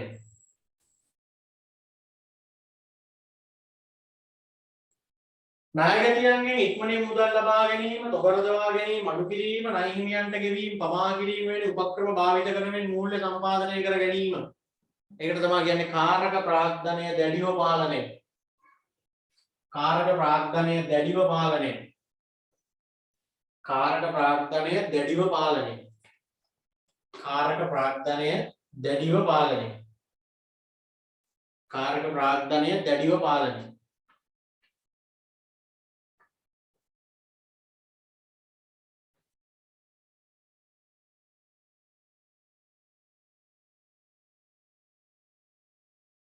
කාරක ප්‍රාග්ධනය දැඩිව පාලනය. හරි. දැන් ඔතන කතා කරන්නේ දැන් මේ මාර්ග දැන් මෙතනම තියෙනවා 10ක් විතර. දැන් මේ 10න් මුල්‍ය කළමනාකරුවෝ හැටියට අපි මොකද කරන්න ඕනේ? අපේ ව්‍යාපාරයේ අවශ්‍යතාවය අනුව අපේ ව්‍යාපාරයට අවශ්‍ය අරමුදල් ප්‍රමාණය අනුව යෝග්‍ය මාර්ග වලින් ගන්න කියලානේ අපිට කියලා තියෙන්නේ. දැන් මෙතන තියෙන ඒවා මොනවද යෝග්‍ය මාර්ග එතකොට? ඒක ඉතින් කලින් කියන්න බෑ. අන්න ඒකයි වැඩි. එහෙම කල්යතුව කියන්න පුළුවන් නම් මම කිව්වනේ මුල්‍ය කළමනාකරුවෙක් කියලා එකක් ඕනේ නැහැ. මෙන්න මේවා තමයි යෝග්‍ය එහෙම කියන්න බෑ. ඒකට තමයි මුල්‍ය කළමනාකරුවෝ ඉන්නේ. මේ තමන්ගේ ව්‍යාපාරයේ අවශ්‍යතාවය අනුව අවශ්‍ය ප්‍රමාණය අනුව ඒවා බලලා ඒවා තීරණය කරන්න ඕනේ මොන මාර්ගයෙන්ද ගන්න කියන එක. ඒක වෙලට තමයි යෝග්‍ය මාර්ගය මොකක්ද කියන එක ව්‍යාපාරයෙන් ව්‍යාපාරයට වෙනස් වෙන්නේ. දැන් අපි ඔය වර්ග කරානේ අභ්‍යන්තර බාහිර කියලා වර්ග කරා. අභ්‍යන්තර මාර්ග වලින් ගත්තත් වාසි අවාසි දෙකම තියෙනවා. බාහිර මාර්ග වලින් ගත්තත් වාසි අවාසි දෙකම තියෙනවා. ඍජු වක්‍ර කියලා වර්ග කරානේ ආයෙ දැනගදී. ඍජු මාර්ග වලින් ගත්තත් වාසි අවාසි තියෙනවා. වක්‍ර මාර්ග වලින් ගත්තත් වාසි අවාසි තියෙනවා. ආයෙ වර්ග කරානේ කෙටි කාලීන දීර්ඝ කාලීන කියලා. කෙටි කාලීන එකෙත් වාසි අවාසි තියෙනවා. දීර්ඝ කාලීන එකෙත් වාසි අවාසි හැම එකේම වාසි අවාසි තියෙනවා. ඉතින් ඒ හින්දා අපිට කියන්න බෑ මොන මාර්ගයෙන් ගන්න එකද හොඳ කියලා. බලලා වාසි අවාසි දෙකම බලලා අපි මාර්ගය ඒ වෙලාවට තීරණය කරගන්න ඕනේ. හරිනේ? ඒක තමයි මුල්‍ය කළමනාකරුවගේ රාජකාරිය වෙන්නේ. තමන්ගේ ව්‍යාපාරයේ කර්මදල් ලෝනුවාම ඔය වාසි අවාසි පිළිබඳ සලකලා බලලා යෝග්‍ය මාර්ග මොනවාද කියලා එයා තීරණය කරන්න ඕනේ. එකක් හරි දෙකක් හරි තුනක් හරි කීයක් හරි. හරිනේ? එහෙනම් අපි බලමු මොනවද ඔය හැම එකේම තියෙන වාසි අවාසි ටික කියලා ඊළඟට බලන්න තියෙන්නේ. දැන් මුලින්ම අභ්‍යන්තර බාහිර කියලා ගත්තනේ අපි. අභ්‍යන්තර මුල්‍ය සම්පාදන මාර්ගවල වාසි. දැන් අභ්‍යන්තර මුල්‍ය සම්පාදන මාර්ගවල වාසි කිව්වහම අර ඉස්සර වෙලාම අභ්‍යන්තර මුල්‍ය සම්පාදන මාර්ග ටිකක් ඔලුවට ගන්න. එතකොට ඒ වාසි කියන ඒවා මතක හිටිනවා. නිකන් කඩ පාඩම් කරලා බෑ දැන් වාසි කියලා හයක් තියෙනවනේ පැටලෙනවා. අභ්‍යන්තර මුල්‍ය සම්පාදන මාර්ගවල වාසි කියලා ඇහුවොත් ඒ කියන්නේ මොන වගේ ඒවා වාසිද ඔය කියන්නේ? අර සංචිත රඳවගත් ලාභ වත්කම් විකිණීම අන්න ඒ වගේ ඒවා වාසි. එහෙම සල්ලි ගත්තොත් තියෙන වාසි. අන්න එහෙම හිතන්න. වචන යාන්ත්‍රික වචන මතක තියාගන්න යන්න එපා. අභ්‍යන්තර මුල්‍ය සම්පාදන මාර්ගවල වාසි කියලා කටපාඩම් කරන්න එපා. අභ්‍යන්තර මුල්‍ය සම්පාදන මාර්ගවල වාසි කියලා මේගොල්ලෝ මේ කියන්නේ අර සංචිත වලින්, රඳවගත් ලාභ වලින්, වත්කම් විකිණීමෙන් වගේ දේවල් වලින් සල්ලි හොයාගත්තොත් තියෙන වාසි මොනවද? අන්න එහෙම සාමාන්‍ය වචන වලට පෙරනලා හිතන්න. එකක් තමයි පිළිවෙල අඩු. හා තේරෙනවද දැන් එතකොට? සංචිත රඳවගත්ත ලාභ පිළිවෙල අඩුයි පිළිවෙලක් නැහැ. තියෙන සල්ලි ගන්න එකනේ කරන්නේ. දැන් අර කොටස් නිකුත් කිරීම ණයකර නිකුත් කිරීම වගේ දේවල් වලට කිව්වොත් ඉතින් මේවා වියදම් කරන්න බෑ ඒවා. ලබා ගැනීමේ පහසු. ලේසිනේ ගන්න. දැන් බැංකු ණයක් උනත් ගන්න ලේසි නෑනේ. තමන් ඉතුරු කරලා තියෙන සල්ලි ටික ගන්න ලේසිනේ. ආපසු ගෙවීමේ අවශ්‍යතාවයක් නැහැ. සල්ලි හදිස්සියකදී කාගෙන් හරි පොඩියට ගත්තොත් ආයෙ ගෙවන්න වෙනවා. හැබැයි තමන්ගේ තියෙන වත්කමක් විකුණලා එකක් ගත්තොත් ආයෙ ගෙවන්න කියලා දෙයක් නැහැ. තිබ්බ වත්කම නැති වුණා ඒකට වගකීමක් නැන්නේ. ඉතුරු කරලා තිබ්බ සල්ලි ටික ගත්තොත් එතන ආයෙ ගෙවන්න කියලා දෙයක් නැහැ. ආපහු ගෙවන්න ඕනේ නැහැ. ව්‍යාපාරයේ වගකීම් වැඩි වෙන්නේ නැහැ. කියන්නේ ණය වෙන්නේ නැහැ කියන එක නේ කියන්නේ. විශේෂ කොන්දේසි වලට යටත් වීම සිදු නොවීම. එක එක්කෙනාගේ කොන්දේසි වලට යටත් වෙන්න ඕනෙත් නැහැ. කියන්නේ බැංකු ණය අනම්මනම් ඔය පොඩියට ගන්න ඕවට ගියාම ඉතින් මේ බැංකු වලේ තියෙන කොන්දේසි වලට අපි යටත් වෙන්න බෑ. වාරිකේ මෙහෙම ගෙවන්න ඕනි. වාරිකේ ගෙවුවේ නැත්නම් මේකට මෙච්චරක් ආයෙ පොඩිය හදනවා ඒක ගෙවන්න ඕනි. එහෙම කොන්දේසි නෑනේ අපේම ඇතුළෙන්ම අපි ගත්තාම. ඔන්න අභ්‍යන්තර මාර්ගවල වාසි. ඒ වගේම තමයි ඉතින් අභ්‍යන්තර මාර්ගවල අවාසිත් තියෙන්නේ. සීමාකම් මේවත් නැත්තම්. අවාසි කියන එකට වඩා සීමා කියලා අපි කියන්නේ. කියන්නේ අභ්‍යන්තර මාර්ග වලින් සල්ලි හොයාගන්න එකේ වාසි තියෙනවා. වාසි තිබ්බට එහෙම කරගන්න ගියාම ඇති වෙන ප්‍රශ්න බාධාවන් මොනවද? ලියන්න. විශාල මුදල් ප්‍රමාණයක් සපයාගත නොහැකි වීම. ඔය කියපු මාර්ග වලින් ගොඩාක් සල්ලි ගන්න බෑනේ. විශාල මුදල් ප්‍රමාණයක් සපයාගත නොහැකි වීම. විශාල මුදල් ප්‍රමාණයක් සපයාගත නොහැකි වීම. විශාල මුදල් ප්‍රමාණයක් සපයාගත නොහැකි වීම. විශාල මුදල් ප්‍රමාණයක් සපයාගත නොහැකි වීම. විශාල මුදල් ප්‍රමාණයක් සපයාගත නොහැකි වීම. ඒක බාධාවක්. ඊට කාරක ප්‍රාග්ධන ගැටලු මතුවීම. කාරක ප්‍රාග්ධන ගැටලු මතුවීම. කාරක ප්‍රාග්ධන ගැටලු මතුවීම. කාරක ප්‍රාග්ධන ගැටලු මතුවෙනවා කියන්නේ පුතේ අර මේ ඉදිරියදා කටයුතු කරගෙන යද්දි ප්‍රශ්න. දැන් ගෙදර වුණත් ඉතුරු කරපු සල්ලි ටික ගත්තාම තියෙන වත්කම් විකුණලා දේපොළ විකුණලා සල්ලි ගත්තාම වගකීමක් නෑ පිටට ණය වෙන්නේ නෑ තමයි. හැබැයි ඉදිරියදා වැඩ කරන් යද්දි දැන් ගැටලු. දැන් මම සල්ලි ප්‍රශ්නයකදී බැංකු ලෝන් එකක් අරගෙන ඒක පියව ගන්න එකයි තියෙන වාහනේ විකුණලා සල්ලි ගන්න එකයි ගත්තාම දැන් තියෙන වාහනේ විකුණලා සල්ලි ගත්තා කියන්නකෝ. ඉතින් පස්සේ මට මේ ක්ලාස් ටික නම්බරන් ටික කරන් යන්න එන ප්‍රශ්න. දැන් බැංකු ණයක් හරි මොකක් හරි ගත්තොත් ඉතින් පිටට ගෙවන්නනේ ඉතන තියෙන්නේ. ඒකයි. හරි වාහනේ විකුණලා ගත්තොත් ආපහු ගෙවන්න වගකීමක්. හිතේ බයක් නෑ. ඔය ප්‍රශ්න එනවා. ගැටලු වෙනවා. ඒවට මුහුණ දෙන්නත් එපා. ඒක තමයි අභ්‍යන්තර මුල්‍ය සම්පාදන මාර්ගවල තියෙන සීමාකම්. එහෙම නැත්නම් අවාසි කියලා ගමු. ඊළඟ බාහිර එකේ වාසි. දැන් ගොඩක් වෙලාවට පැත්ත මාරු කරලා ලියු හැකි තින් ඕවා. දැන් අභ්‍යන්තර එකේ තියෙන අවාසි තමයි බාහිර එකේ තියෙන වාසි වෙන්නේ. එතකොට ගොඩක් වෙලාවට පිටින් ගත්තාම තියෙන වාසි අනිත් පැත්ත හරවන්නේ තියෙන්නේ එතකොට. එයන්න විශාල අරමුදල් ප්‍රමාණයක් සපයාගත හැකි වීම. දැක්කනේ මම කිව්වේ. අතන අවාසි ටික අනිත් පැත්ත ගවුවා නම් බාහිර එකේ වාසි ටික එනවා. විශාල අරමුදල් ප්‍රමාණයක් සපයාගත හැකි වීම. විශාල අරමුදල් ප්‍රමාණයක් සපයාගත හැකි වීම. විශාල අරමුදල් ප්‍රමාණයක් සපයාගත හැකි වීම.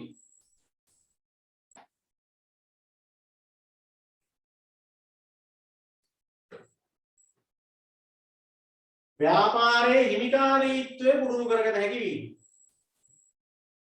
ව්‍යාපාරයේ හිමිකාරීත්වය පුරුදු කරගත හැකි වීම.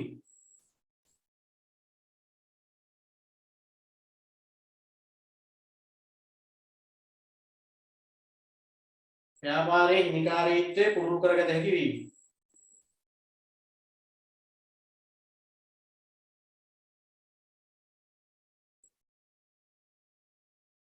ඒ කියන්නේ දැන් බාහිර මාර්ග කියන්නේ මෙන්න මේවනේ. සාමාන්‍ය කොටස නම් මනම් මේවනේ. ඉතින් එතකොට අපිට ඒක පුළුවන් අයිතිකාරයෝ ටික වැඩි කරගන්න. ව්‍යාපාරික අයිතිකාරයෝ වැඩි කරගන්න තහමත් ඒක වාසියක් වෙනවනේ. ඒක තමයි බාහිර එකේ වාසි. බාහිර එකේ අවාසි තමයි මේවා. මේ අභ්‍යන්තර එකේ වාසි ටික අනිත් පැත්ත ගහුවනම් හරි. එතකොට බාහිර එකේ අවාසි එනවා. සපයා ගැනීමේ පිළිවෙල වැඩි. බාහිර මාර්ග වලින් ගන්න ගියාම ටිකක් දඟලන්න ඕනේ ඒක. පහසු නෑ. ඒ ලේසි නෑ. කොටස් නිකුත් කරන ඒවා බැංකු ණය ගන්න ඒවා ලේසි නෑ නේද? අපසුරුපුම අවශ්‍ය වෙනවා. බැංකු ණය එහෙම ගන්න ගියන් අප තියන්න වෙනවා. ව්‍යාපාරයේ වගකීම් වැඩි වෙනවා. ණය කර බැංකු ණය නිසා අන්තිමට ණය වැඩි වීමකුත් වෙන්න පුළුවන්. ඔන්න බාහිර එකේ අවාසි. හරිනේ? එතකොට දැන් අභ්‍යන්තර එකේ වාසි අවාසි කිව්වා බාහිර එකේ වාසි අවාසි කිව්වා. ඒ හැම එකේම වාසි වාසි කියනකොට ඊට අදාළ උදාහරණ ටිකක් මතක් කරගෙන කියවන්න. අභ්‍යන්තරයේ වාසි පාඩම් කරනකොට සංචිත රඳවගත් ලාභ අන්නේ වේ වාසි. එහෙම හිතන්න. අවාසි කියනකොටත් එහෙමයි.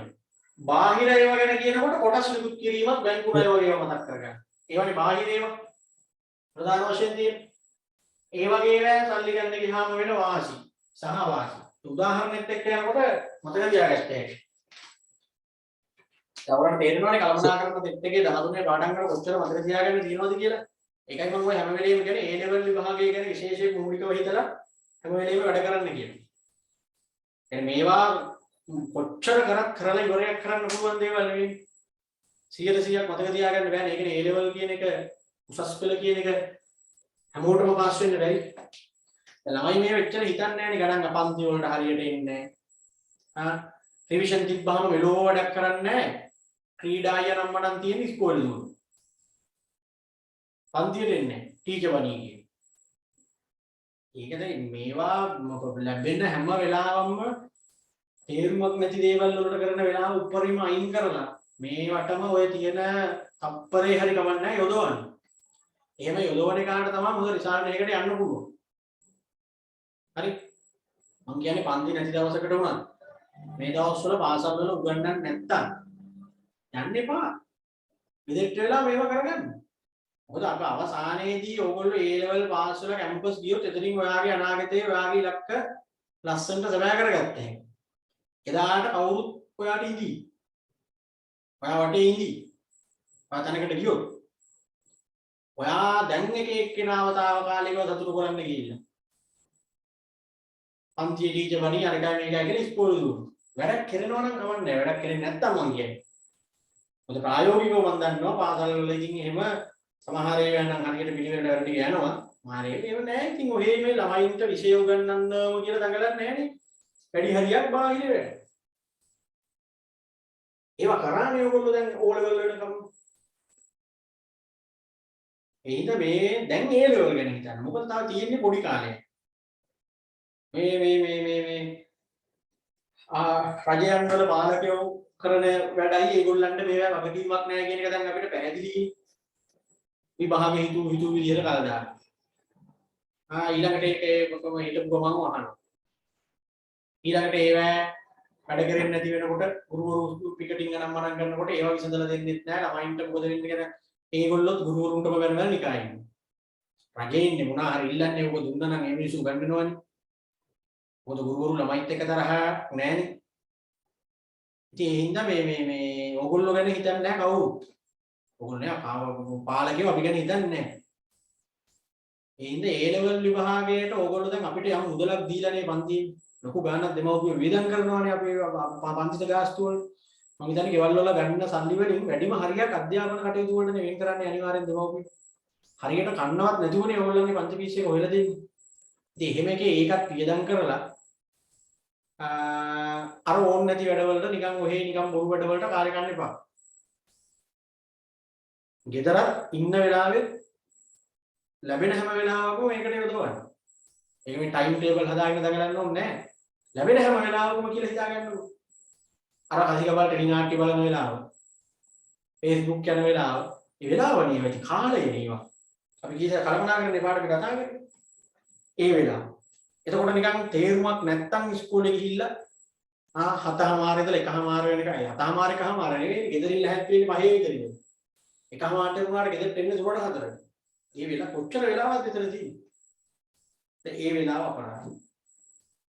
ළමයින්ම කියන්නේ දැන් ඔයගොල්ලෝ දන්නවනේ අද දවසේ ගියා නම් උදේ ඉස්කෝලේ අද දවසේ කරපු වැඩ ටික පොඩ්ඩක් මතක් කරගන්න. අද ඔන්න ඒක මතක් වෙයි.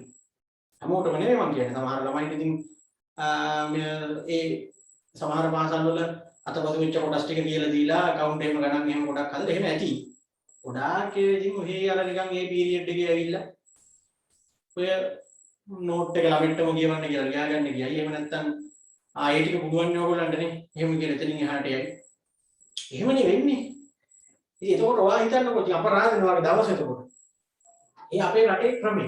තුමේ පාසල් ගුරුවරු පිළිබඳවත් පාසල් පිළිබඳවත් තියෙන වැරදි කියනවා නෙවෙයි අපේ රටේ ක්‍රමය.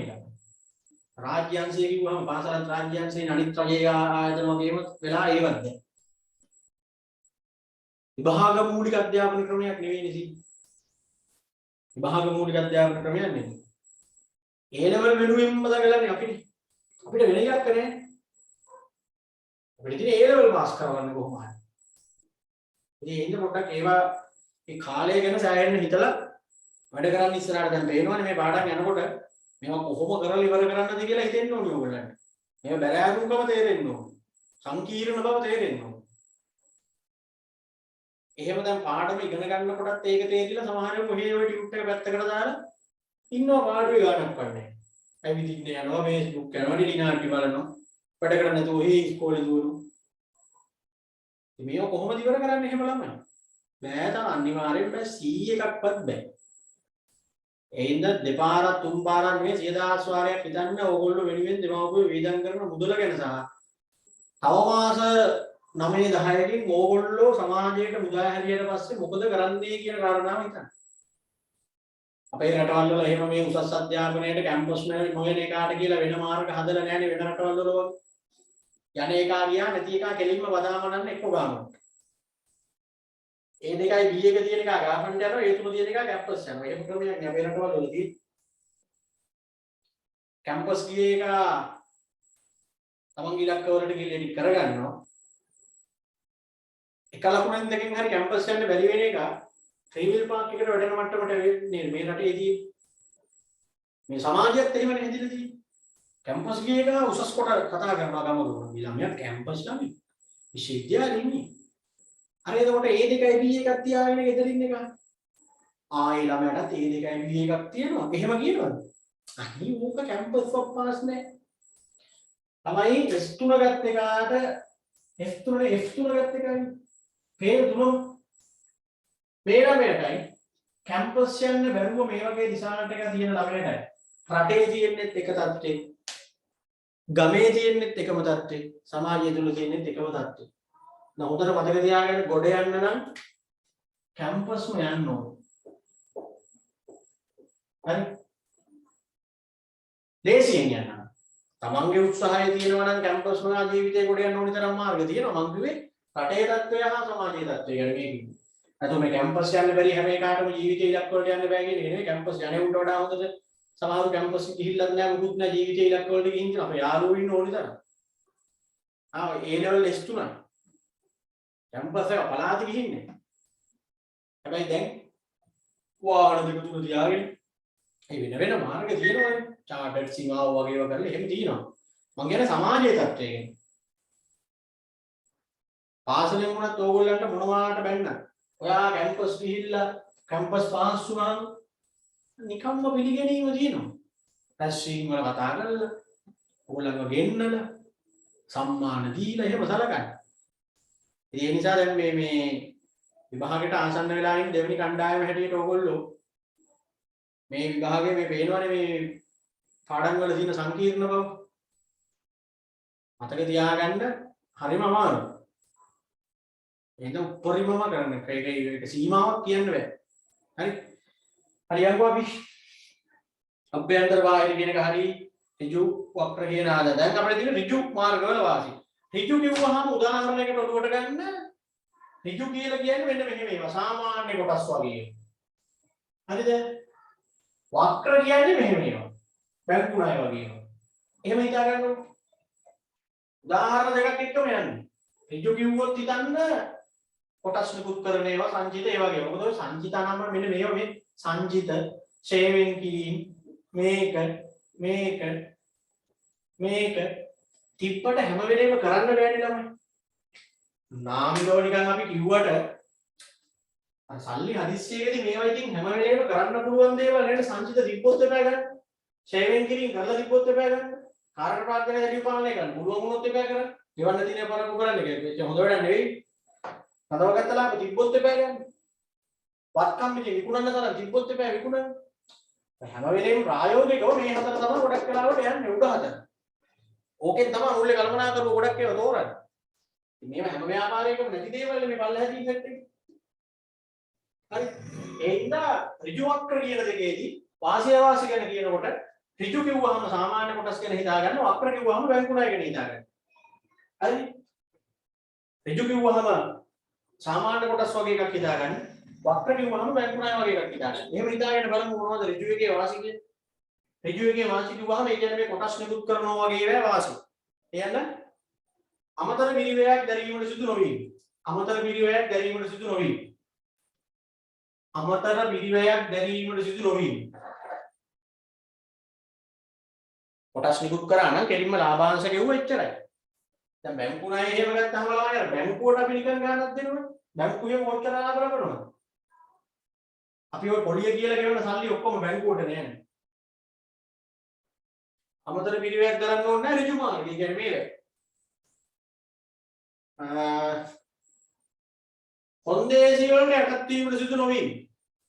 කොන්දේසි වලට යටත් වෙන්න ඕනේ නැහැ ඍජු මාර්ග වලින් ගත්තාම. බැංකු ණය නම් මනම් ගත්තාම බැංකුවේ කොන්දේසි වලට යටත් වෙන්න බෑ. කොන්දේසි වලට යටත් වීමට සිදු නොවීම. කොන්දේසි වලට යටත් වීමට සිදු නොවීම.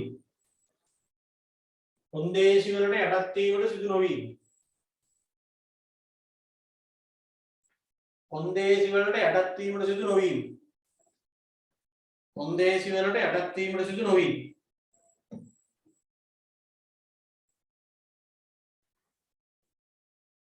ඍජු මාර්ග වලින් ගත්තහම කාගවත් කොන්දේසි වලට යටත් වෙන්න ඕනේ නැහැ.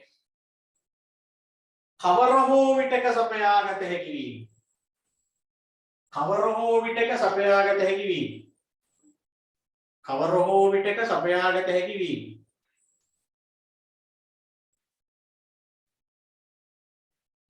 කවර හෝ විටක සපයාගත හැකි වීම. කවර හෝ විටක සපයාගත හැකි වීම.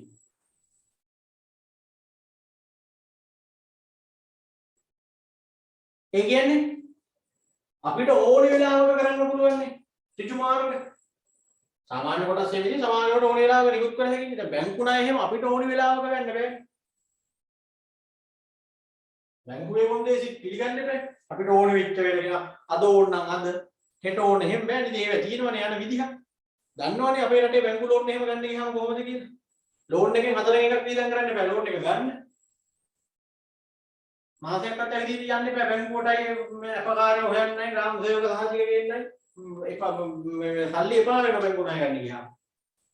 මේ ඍජු මාර්ග වල එහෙම කේස් නැහැ. ඕනම වෙලාවක ගන්න පුළුවන්. ඊළඟට අවාසිත් තියෙනවා හැබැයි. ඍජු මාර්ග වල අවාසි මොනවාද අවාසි? එකක් තියෙනවා. ලාභාංශ සහ පොලි ගෙවන්න වෙනවා. ණයකර වගේ වට පොලි ගෙවන්න වෙනවා. සාමාන්‍ය කොටස් වගේ වලදී ලාභාංශ ගෙවන්න වෙනවා. පිරිවැයක් නැති මේවා නැහැ නේද? පිරිවැයක් නැති මේවා නම් ඉතින් සංචිත වගේ ගත්ත හැකි. ඒවා ඉතින් බාහිර නෙවෙයිනේ. අභ්‍යන්තරනේ. මේ ඍජු නෙවෙයි වක්‍ර නේවා. හරි. ඊළඟට ඍජු මේ වක්‍ර එකේ වාසි. වක්‍ර කිව්වහම ගෙලීම බැංකු ණය මතක් කරගන්න.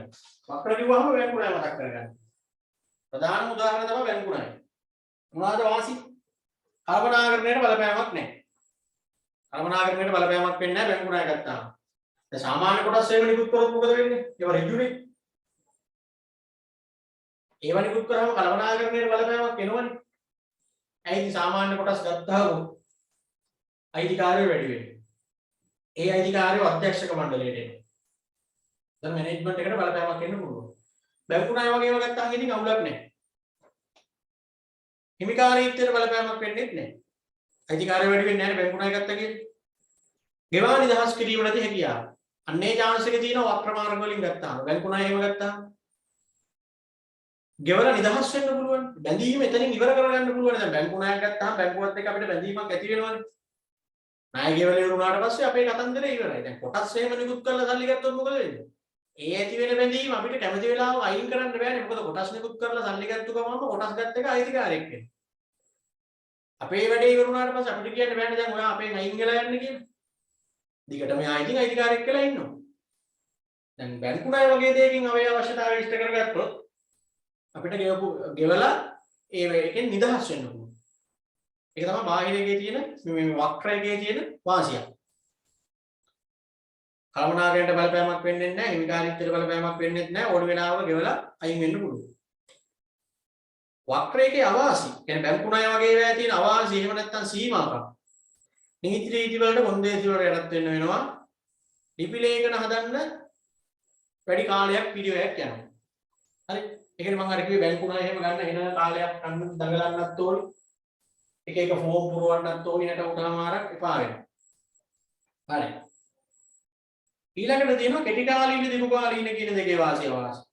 කෙටි කාලීන කියපු ගමන් ඔයා නිකන් මතක් කරගන්න බැංකු අයිරා ඔය සංචිත ඒ වගේ ඒවා. කෙටි කාලීන දීර්ඝ කාලීන කිව්වහම කොටස් නිකුත් කරන ඒවා බැංකු ණය වගේ ඒවා මතක් කරගන්න. අපි බලමු දීර්ඝ කාලීන එකේ නෙමෙයි කෙටි කාලීන එකේ වාසි. ඒ කියන්නේ සංචිත සේවයෙන් කිරීම බැංකු අයිරා වගේ ඒවා වාසි. දිගු කාලීන වැඩිම නැහැ. අවුරුද්දකට අඩු කාලීන කතන්දරේ ඉවරයි. ඉක්මනට ගන්න පුළුවන්. කෙටි කාලීනව ඉක්මනට ගන්න පුළුවන්. බැංකු වෛරා එහෙම චෙක් එක ලියන්නේ ඉතින් කල්පනාකරනකොට බලපෑමත් අඩුයි. කෙටි කාලීනකේ වාසි තමයි ඒවා. කෙටි කාලීනකේ සීමා තමයි ආපසු ගෙවීමේ කාලය අඩුයි. ගන්න ලේසි වගේම ගෙවන්න තියෙන කාලයත් අඩුයි. ඉක්මනට ගෙවන්නත් බෑ ගත්තා වගේ. ආපසු ගෙවීමේ කාලය අඩුයි. දැන් බැංකු ණය එහෙම ගත්තාම අවුරුදු 5 6 10 15ට යනකම් ගෙවුවේ නැහැ ටික. අර කෙටි කාලීනව ගත්තම ඉක්මනට ගෙවන්නත් ඕන. ආපසු ගෙවීමේ කාලය අඩු වීම. කාරක ප්‍රාර්ථන ගැටලු මතුවීම. අර එදිනෙදා වැඩ කරන් යද්දි ප්‍රශ්න එනවා ඔය සල්ලි ගත්තාම. ඔය ක්‍රම වලින් සල්ලි ගත්තාම. ආපසු ගෙවීමේ කාලය අඩු වීම. ආපසු ගෙවීමේ කාලය අඩු වීම. ආපසු ගෙවීමේ කාලය අඩු වීම. ඊළඟට කෙටි කාලීනකේ වාසිය හරි දිගු කාලීනකේ වාසිය. දිගු කාලීනකේ ගමන් බැංකු ණය කොටස් නිකුත් කිරීම මේ වගේ ඒවා හිතා ගන්න. වාසිය තමයි ඉක්මනට පියවන්න ඕනේ නැහැ, ඉක්මනට ගෙවන්න ඕනේ නැහැ. වාරික විදියට ගෙවන්න පුළුවන්. ඒක තමයි වාසිය. අවාසිය තමයි ලාභාංශ ගෙවන්න වෙනවා. දැන් කොටස් වේම නිකුත් කරොත් ගෙවිය යුතු පොලිය වැඩි. බැංකු ණය ගත්තත් ණය කරගත්තත් වෙන කාලයක් පොලිය ගෙව ගෙව ඉන්න බෑ. අප තියන්නත් වෙනවා. බැංකු ණය එහෙම ගන්නකොට ඉඩම් ගන්නම නම් අපේට තියලානේ ගන්න. ඒ අවාසිය තියෙනවා. හරිද? දැන් ඔන්න එහෙමනම් මුල්ල සම්පාදන මාර්ග සෙට් එකක්ම දැන් අපි කතා කරා. ඒවා එක එක විදියට වර්ග කරා. ඒ වර්ග කරපු වාසි අවාසි කතා කරා. අභ්‍යන්තර බාහිර කියලා වර්ග කරා. ඒ දෙකේ වාසි අවාසි කතා කරා. බාහිර කියලා ඍජු වක්‍ර කියලා වර්ග කරා. ඒ දෙකේ වාසි අවාසි කතා කරා. කෙටි කාලීන දිගු කාලීන කියලා ගත්තා. ඒ දෙකෙත් වාසි අවාසි කතා කරා. හැම එකකම වාසි අවාසි දෙකම තියෙන හින්දා ඔය සේරම වාසි අවාසි ගැන අවබෝධයක් තියෙන්න ඕනේ මුල්ල කළමනා කරනකොට. මොකද එයායි බෑ මේ මාර්ග ගණනාව අතරින් තමන්ගේ ව්‍යාපාරයට මොන මාර්ගයෙන් ධනමුදල් සපයගන්නේ කියන එක තීරණය කරන්නේ එයානේ. මොන මාර්ගයකින් ධනමුදල් සපයගන්නේ කියලා තීරණය කරන්නේ එයා. ඒ යෝග්‍ය මාර්ග වලින් ගන්න කියන්නේ එයාට කියලා තියෙන්නේ. යෝග්‍ය මාර්ගය තීරණය කරන්නේ එයානේ. ඒක තීරණය කරද්දී ඔය ඔක්කොම ටික ගැන අවබෝධයක් යාට තියෙන්න ඕන. හරිනේ?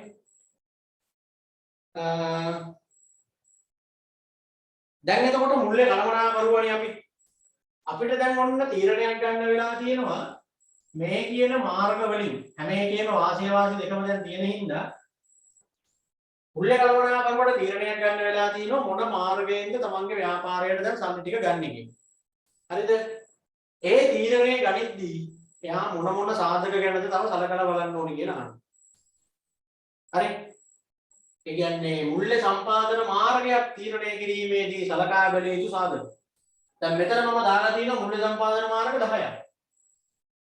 ඔන්න දැන් කවුරු හරි මුල්ලේ කළමනා කරුවෙට ඕන වෙලා තියෙනවා මේ මාර්ග 10න් තමන්ගේ ව්‍යාපාරයට යම් කිසි මාර්ගයක් හරි දෙකක් හරි තෝරගන්න.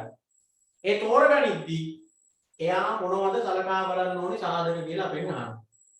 දැන් මෙහෙමයි. ඔය සාධක ටික සලකලා බලද්දි ළමයි මේ 10ම ගන්නෙ නෑ. ප්‍රායෝගිකව කියන්නේ. ප්‍රැක්ටිකල් ඕවා කරනකොට ඇත්තට කරනකොට මම කිව්වනේ දැන් මේ ඉලි ගහලා තියෙන මේ පල්ලෙහා තියෙන සෙට් එකම හැම වෙලේම කරන්න පුළුවන් දේවල් නෙවෙයි. ඇත්තම කතාව. ප්‍රායෝගිකව ව්‍යාපාරයක මුල්ලේ කළමනා කරුවෙක් ඔය තීරණය ගන්නකොට එයා හැම වෙලේම පුතේ අන්ත දෙකක් විතර තමයි අරගෙන හිටන්නේ. ගොඩක් වෙලාවට මුල්ලේ කළමනා කරුවන්ට සිද්ධ වෙන්නේ මේ දෙකෙන් එකක් තෝරගන්න. කොටස්ද ණය කරද? ව්‍යාපාරයකට අරමුදල් ටිකක් ඕනේ වුණාම මුල්ලේ කළමනා කරුවෝ දැන් මේ මාර්ග වලින් එකක් තෝරන්න ඕනේ කියලානේ මම කිව්වේ. එතකොට ඒගොල්ලෝ මේ මාර්ග 10ම අරගෙන දඟලන්නේ නැහැ. මේවා ඉතින් තිබ්බොක් ගන්නවා නැත්තම් නෑනේ. ගොඩාක් වෙලාවට වෙන්නේ මුල්ලේ කළමනා කරුවට සිද්ධ වෙන්නේ මෙන්න මේ දෙකෙන් එකක් තෝරගන්න. මුල්ලේ කළමනා කරුවන්ට ගොඩක් වෙලාවට වෙන්නේ මොකද්ද? මෙන්න මේ දෙකෙන් එකක් තෝරන්න තමයි ඒගොල්ලන්ට වෙන්නේ. ව්‍යාපාරයට අරමුදල් ටිකක් ඕනි වෙලා තියෙනවා. මුල්ලේ කළමනා කරුවට සිද්ධ වෙනවා කොටස් වලින් ගන්නවද ණය කර වලින් ගන්නවද කියන එක තීරණය කරන්න. මොකද කොටස් වලින් ගන්නවද ණය කර වලින් ගන්නවද කියන එක තීරණය කරන්න වෙනවා ගොඩක් වෙලාවට. එහෙම නැතුව කොටස්ද ණය කරද සංචිතද තදවගත්ත ලාභද සේවිංගිනේ ඔක්කොම ගත්තොත් අපිට මතක තියාගන්න තමයි පැටලෙනවා. ඒ නිසා කොටස්ද ණය කරද කියන දෙකෙන් එකක් තෝරගනිද්දි මොනවද බලන්න ඕනි කියලා හිතන්න. ලියන්න එකක් අවශ්‍ය අරමුදල් ප්‍රමාණය. මේ දෙකෙන් එකක් තෝරද්දි අනිවාර්යයෙන්ම අවශ්‍ය අරමුදල් ප්‍රමාණය ගැන හිතන්න ඕනේ.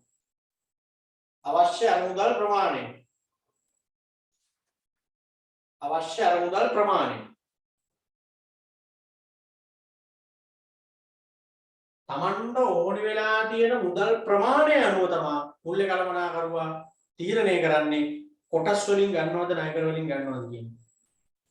මම ඔයගොල්ලන්ගෙන් අහන ප්‍රශ්නයක් මම කල්පනා කරලා උත්තර දෙන්නේ. මේ වෙලාවේ අපේ ව්‍යාපාරයට අවශ්‍ය වෙලා තියෙන්නේ සුළු මුදල් ප්‍රමාණයක පොඩ්ඩයි ඕන. මහා ලොකු මුදලක් නෙමෙයි ඕන වෙලා තියෙන්නේ චුට්ටයි. එහෙම චුට්ටක් සල්ලි ඕන නම් මේ දෙකෙන් කොයි එකද ඔයා හිතන්නේ ගැලපෙන්නේ? කියන්න බලන්න. ව්‍යාපාරයට සල්ලි ටිකක් ඕන වෙලා තියෙනවා. අවශ්‍ය අරමුදල් ප්‍රමාණය අනුව ගත්තොත් පොඩි මුදලක් තමයි මේ වෙලාවේ දැන් ඕන වෙලා තියෙන්නේ. පොඩි මුදලක් නම් ඕන වෙලා තියෙන්නේ ව්‍යාපාරයට හොඳම විදිහ කොටස් වලින් ගන්න එකද ණය කර වලින් ගන්න එකද? ණය කර කියන්නේ මම කියන්නේ ණය කියලා හිතන්නකො. කොටස්ද ණයද ගැලපෙන්නේ? කොටස් වලින් කොටස් වලින් නෙමෙයි පුතේ. සල්ලි චුට්ටක් ඕන නම් චුට්ටයි ඕනේ කියන්නේ. චුට්ටක් ඕන නම් ණයට ගන්න එක තමයි හොඳම. ඇයි? කොටස් නිකුත් කරොත් මොකද වෙන්නේ? අයිතිකාරය වැඩි වෙනවා.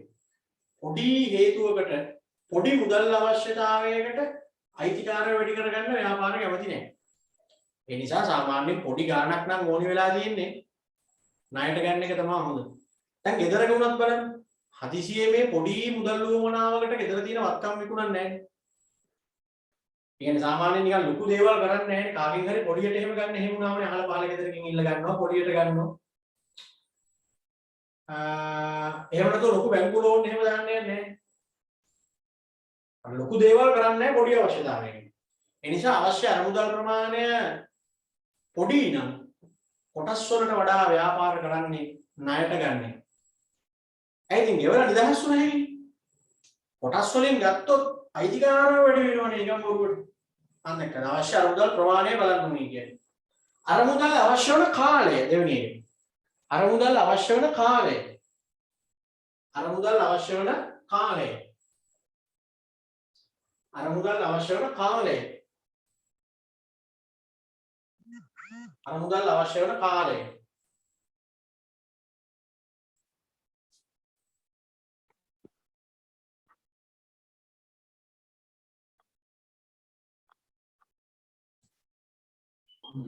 සේගයි කියන්නකො.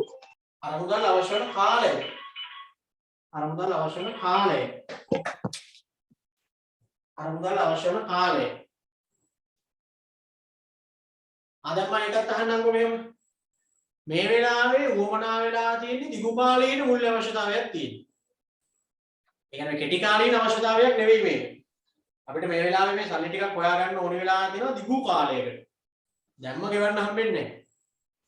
දිගු කාලීන අවශ්‍යතාවයක් අපිට තියෙනවා. එහෙමනම් ගැලපෙන්නේ කොටස් ණය කරද කියන්නේ.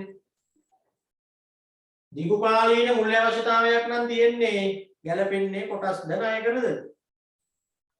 කොටස් ඔව් දිගු කාලීන අවශ්‍යතාවයක් නම් පුතේ කොටස් තමයි ගැලපෙන්නේ. ඇයි ණය ගැලපෙන්නේ නැත්තේ? දිගු කාලීන වැඩවලදී ණය ගත්තාම වෙන කාලයක් පොඩිය ගෙවන්න එපා. අපරාධෙනේ. දැන් කොටස් වලින් ගත්තාම දැම්ම ගෙවන්නත් වෙන්නේ නැත්නම් ඉතින් කොටස් වලින් ගන්න එක හොඳයි. මොකද අයිතිකාරය වැඩි වෙනවා. ඒක අවුලක් නෑ. ණය වෙන එක එච්චර හොඳ නෑනේ ව්‍යාපාරයකට දිගු කාලීනව ණය වෙලා ඉන්නේ. ඕනවට වඩා ණය වෙන එක. දැන් කොටස් වලින් අරගෙන අයිතිකාරය වෙනවට කමක් නෑ. මොකද මේක දිගු කාලයකටනේ ගන්න. කෙටි කාලයකට වගේ වුණත් ණයට ගන්න එක හොඳයි. එහෙම වුණොත් කොටස් වලට හරියන්නේ නෑ. මොකද කෙටි කාලයකට අයිතිකාරය වැඩි කරගෙන අපරාධනේ. අනේ දැන් පැහැදිලි වෙනවා ඔයගොල්ලන් ටික ටික. අවශ්‍ය අරමුදල් මාර්ගයක් තීරණය කරද්දී සලකා බලන සාධක අවශ්‍ය අරමුදල් ප්‍රමාණය බලනවා ආරම්භ වල අවශ්‍ය කරන කාලය බලන්න. ඊළඟට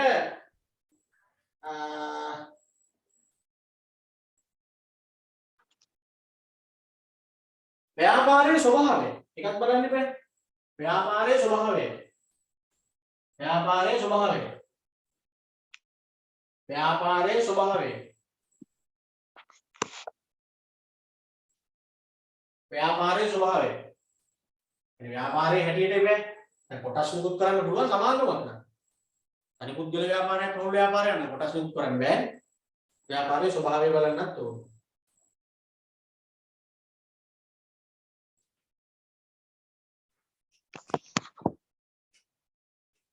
ආපසු ගෙවීමේ හැකියාව. ඊළඟ එක. ආපසු ගෙවීමේ හැකියාව. ආපසු ගෙවීමේ හැකියාව. ආපසු ගෙවීමේ හැකියාව. ආපසු ගෙවීමේ හැකියාව. ආපසු ගෙවීමේ හැකියාව.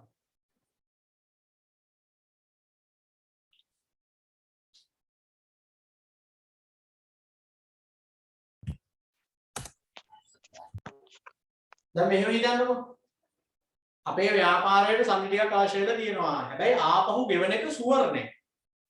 ආපහු ගෙවන්න පුළුවන් වෙයිද කියන එක ෂුවර් නෑ. එහෙමනම් ආපහු ගෙවන්න පුළුවන් වෙයි කියන එක ෂුවර් නැත්තම් කොටස් වලින් ගන්න එකද ණයකර වලින් ගන්න එකද හොඳ? කොටස් වලින්. ඔය එහෙමනම් කොටස් වලින් තමයි හොඳ. මොකද ආපහු ගෙවන එක ෂුවර් නැත්තම් ණයට ගන්න හොඳ නෑ. ආපහු ගෙවන්න වෙන නෑ අරන් හරියනේ. කොටස් වලින් ගන්න අයිතිකාරය වැඩි වෙනවා ඒත් අවුලක් නෑ. දැන් ආපහු ගෙවන එක ෂුවර් නේ. අන්න ඒක ආපසු ගෙවීමේ හැකියාව බලන්නට ප්‍රාර්ථන ව්‍යුහයට වන බලපෑම. ප්‍රාර්ථන ව්‍යුහයට වන බලපෑම. ප්‍රාර්ථන ව්‍යුහයට වන බලපෑම. ප්‍රාර්ථන ව්‍යුහයට වන බලපෑම. ඒකත් හිතන්න ඕන. ප්‍රාර්ථන ව්‍යුහයට වන බලපෑම. ප්‍රාර්ථන ව්‍යුහයට වන බලපෑම. ප්‍රාර්ථන ව්‍යුහයට වන බලපෑම. ඒ කියන්නේ මෙහෙමයි. ප්‍රාර්ථන ව්‍යුහය කියන්නේ මොකක්ද කියලා දැනගෙන ඉන්න බෑ ඔක්කොටම කලින්. ප්‍රාර්ථන ව්‍යුහය කියන්නේ ප්‍රාර්ථනය හැදිලා තියෙන විදිහ. ප්‍රාර්ථන ව්‍යුහය කියන්නේ ඒකයි. සාමාන්‍යයෙන් මුතේ ව්‍යාපාරයක ප්‍රාර්ථනය කියන්නේ මේක නම් ව්‍යාපාරයක ප්‍රාර්ථනය කියන්නේ සම්පූර්ණ ප්‍රාර්ථනය මේ රවුම නම් හරිද? මේක හැදිලා තියෙන විදිහ කියලා ගත්තොත් එහෙම හැදිලා තියෙන පුතේ ප්‍රධාන වශයෙන් සල්ලි වර්ග දෙකකින්. ප්‍රධාන වශයෙන් සල්ලි වර්ග දෙකයි. එකක් තමයි අයිතිකාරයන්ගෙන් ගත්ත සල්ලි තියෙනවා මේක ASCII. ණයට ගත්ත සල්ලි තියෙනවා. හිමිකරු ප්‍රාර්ථනයයි ණය ප්‍රාර්ථනයයි දෙකෙන් තමයි සාමාන්‍යයෙන් ව්‍යාපාරික ප්‍රාර්ථනය හැදෙන්නේ. අපි අතිරේක මුදල් සම්පාදනයකදී ඒ කියන්නේ හදිසියේ ආයි නැවත සල්ලි ටිකක් ගන්නකොට අපි බලන්න ඕනේ දැනට අපේ ව්‍යාපාරයේ තියෙන ප්‍රාර්ථන ව්‍යුහය මොන වගේද කියලා. හිතන්නකෝ යම්කිසි ව්‍යාපාරයක දැනට තියෙන්නේ මේ වගේ ව්‍යුහයක් නම්. හරිද? යම්කිසි ව්‍යාපාරයක දැනට තියෙන්නේ මේ වගේ ව්‍යුහයක් නම් නැවත ප්‍රාර්ථනය සම්පාදනය කරගන්නකොට කොටස් නිකුත් කරන එකද හොඳ? ණය කරන නිකුත් කරන එකද හොඳ කියලා මට කියන්න බලන්න. දැනට තියෙන්නේ මෙහෙම තත්ත්වයක්. දැනට තියෙන්නේ මෙහෙම තත්ත්වයක් නම් ආයිසරයක් ප්‍රාර්ථන සම්පාදනයේදී කොටස් නිකුත් කරන එකද ණය කරන නිකුත් කරන එකද හොඳ මම ගන්න. ණය කර නිකුත් කරන එක. ඔව් මේ වගේ තත්ත්වයකදී ණය කරන නිකුත් කරන එක තමයි හොඳයි. කොටස් දැනටත් වැඩි නේ. දැනටත් හිමිකරු ප්‍රාර්ථනය වැඩි. මේකනේ අඩුවෙන් තියෙන්නේ. ඒ හින්දා නැවත ප්‍රාර්ථනය සම්පාදනය කර ගන්නකොට ණය කරන නිකුත් කරන එක හොඳයි. මේක අනිත් පැත්තේ වෙලා තිබ්බනම් කොටස් නිකුත් කරන එක හොඳයි. ඒක තමයි ප්‍රාර්ථන ව්‍යුහයට වෙන බලපෑම ගැන හිතන්න ඕනේ කියන්නේ. යම් කිසි ව්‍යාපාරයක් අතිරේක ප්‍රාර්ථනයක් සම්පාදනය කර ගන්නකොට බලන්න ඕනේ දැනට තියෙන ප්‍රාර්ථනය කොහොමද තියෙන්නේ කියලා. දැනට ණය වැඩි නම් තව ණය නිකුත් කරන්න හොඳ නැහැ. තව ණයට ගන්න හොඳ නැහැ. දැනට හිමිකරුවන්ගේ සල්ලි වැඩි නම් තවදුරටත් කොටස් නිකුත් කරන්න හොඳ නැහැ. ඒක බලන්න ඕනේ වෙලාවට. හරි මොන තව සාධකයක්. දැන් අපි මේ මොනවද කතා කරන්නේ? ව්‍යාපාරයකට අනුගත සම්පාදන මාර්ගයක් තීරණය කරද්දී මුල්ලේ කළමනාකරුවෝ හැටියට මොනවද සලකා බලන්න ඕනි සාධක කියලා. දැන් කියලා ලියාගත්තනේ පහක් විතර.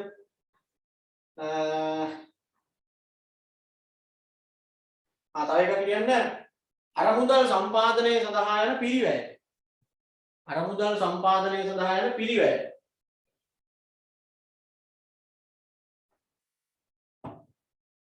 අරමුදල් සම්පාදනය සඳහා යන පිරිවැය.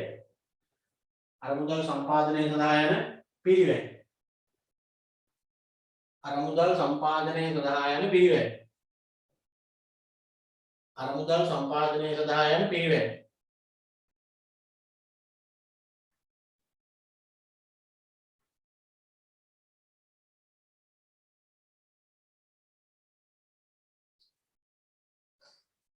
ඒ කියන්නේ දැන් වියදම බලන්නත් එපා.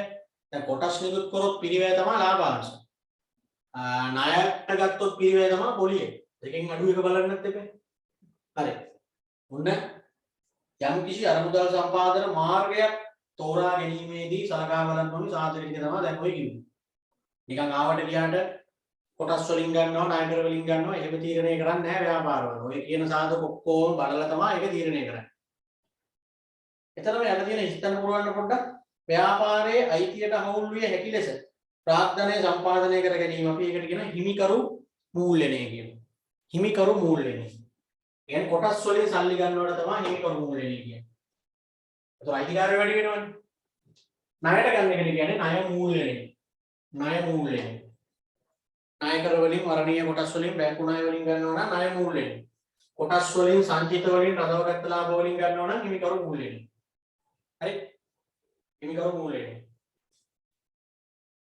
හරි ඔන්න එතකොට දැන් අපි අද ජෙන්ඩර් එකක් කතා කරා. මේක අමාරු පාඩම් ඉන්න චුට්ට තමයි කරන්නේ. දැන් අර එක්සෑම් පේපර් එකේ මේ මාසෙට නියමිත එක්සෑම් පේපර් එක තියෙනවනේ අපි සාකච්ඡා කරන්නේ. එතකොට මේ මාසෙට මම දීලා තියෙන එක්සෑම් නම්බර් 4 නේද? ඒතර 3 වැඩ ඉවරයිනේ. 3 වැඩ ඉවරයිද? ඔව් සර්. හරිනේ. 4 වැඩ තියෙන්නේ. දැන් අර ලබන සතියේ පන්ති පටන් ගන්න බලාපොරොත්තුවක් තියෙන හින්දා මම ඒක දැන් සාකච්ඡා කරන්නේ නැහැ. ඒතකොට දැන් ළමයි ඒක ලියලා ලබන සතියේ පන්ති අපි කරොත් අරන් එන්නේ. මේ පේපර් දෙකම ලියලා අරන් එතකොට බලාගත්තා කියන ලියලා තියෙන්නේ මොකද කියලා.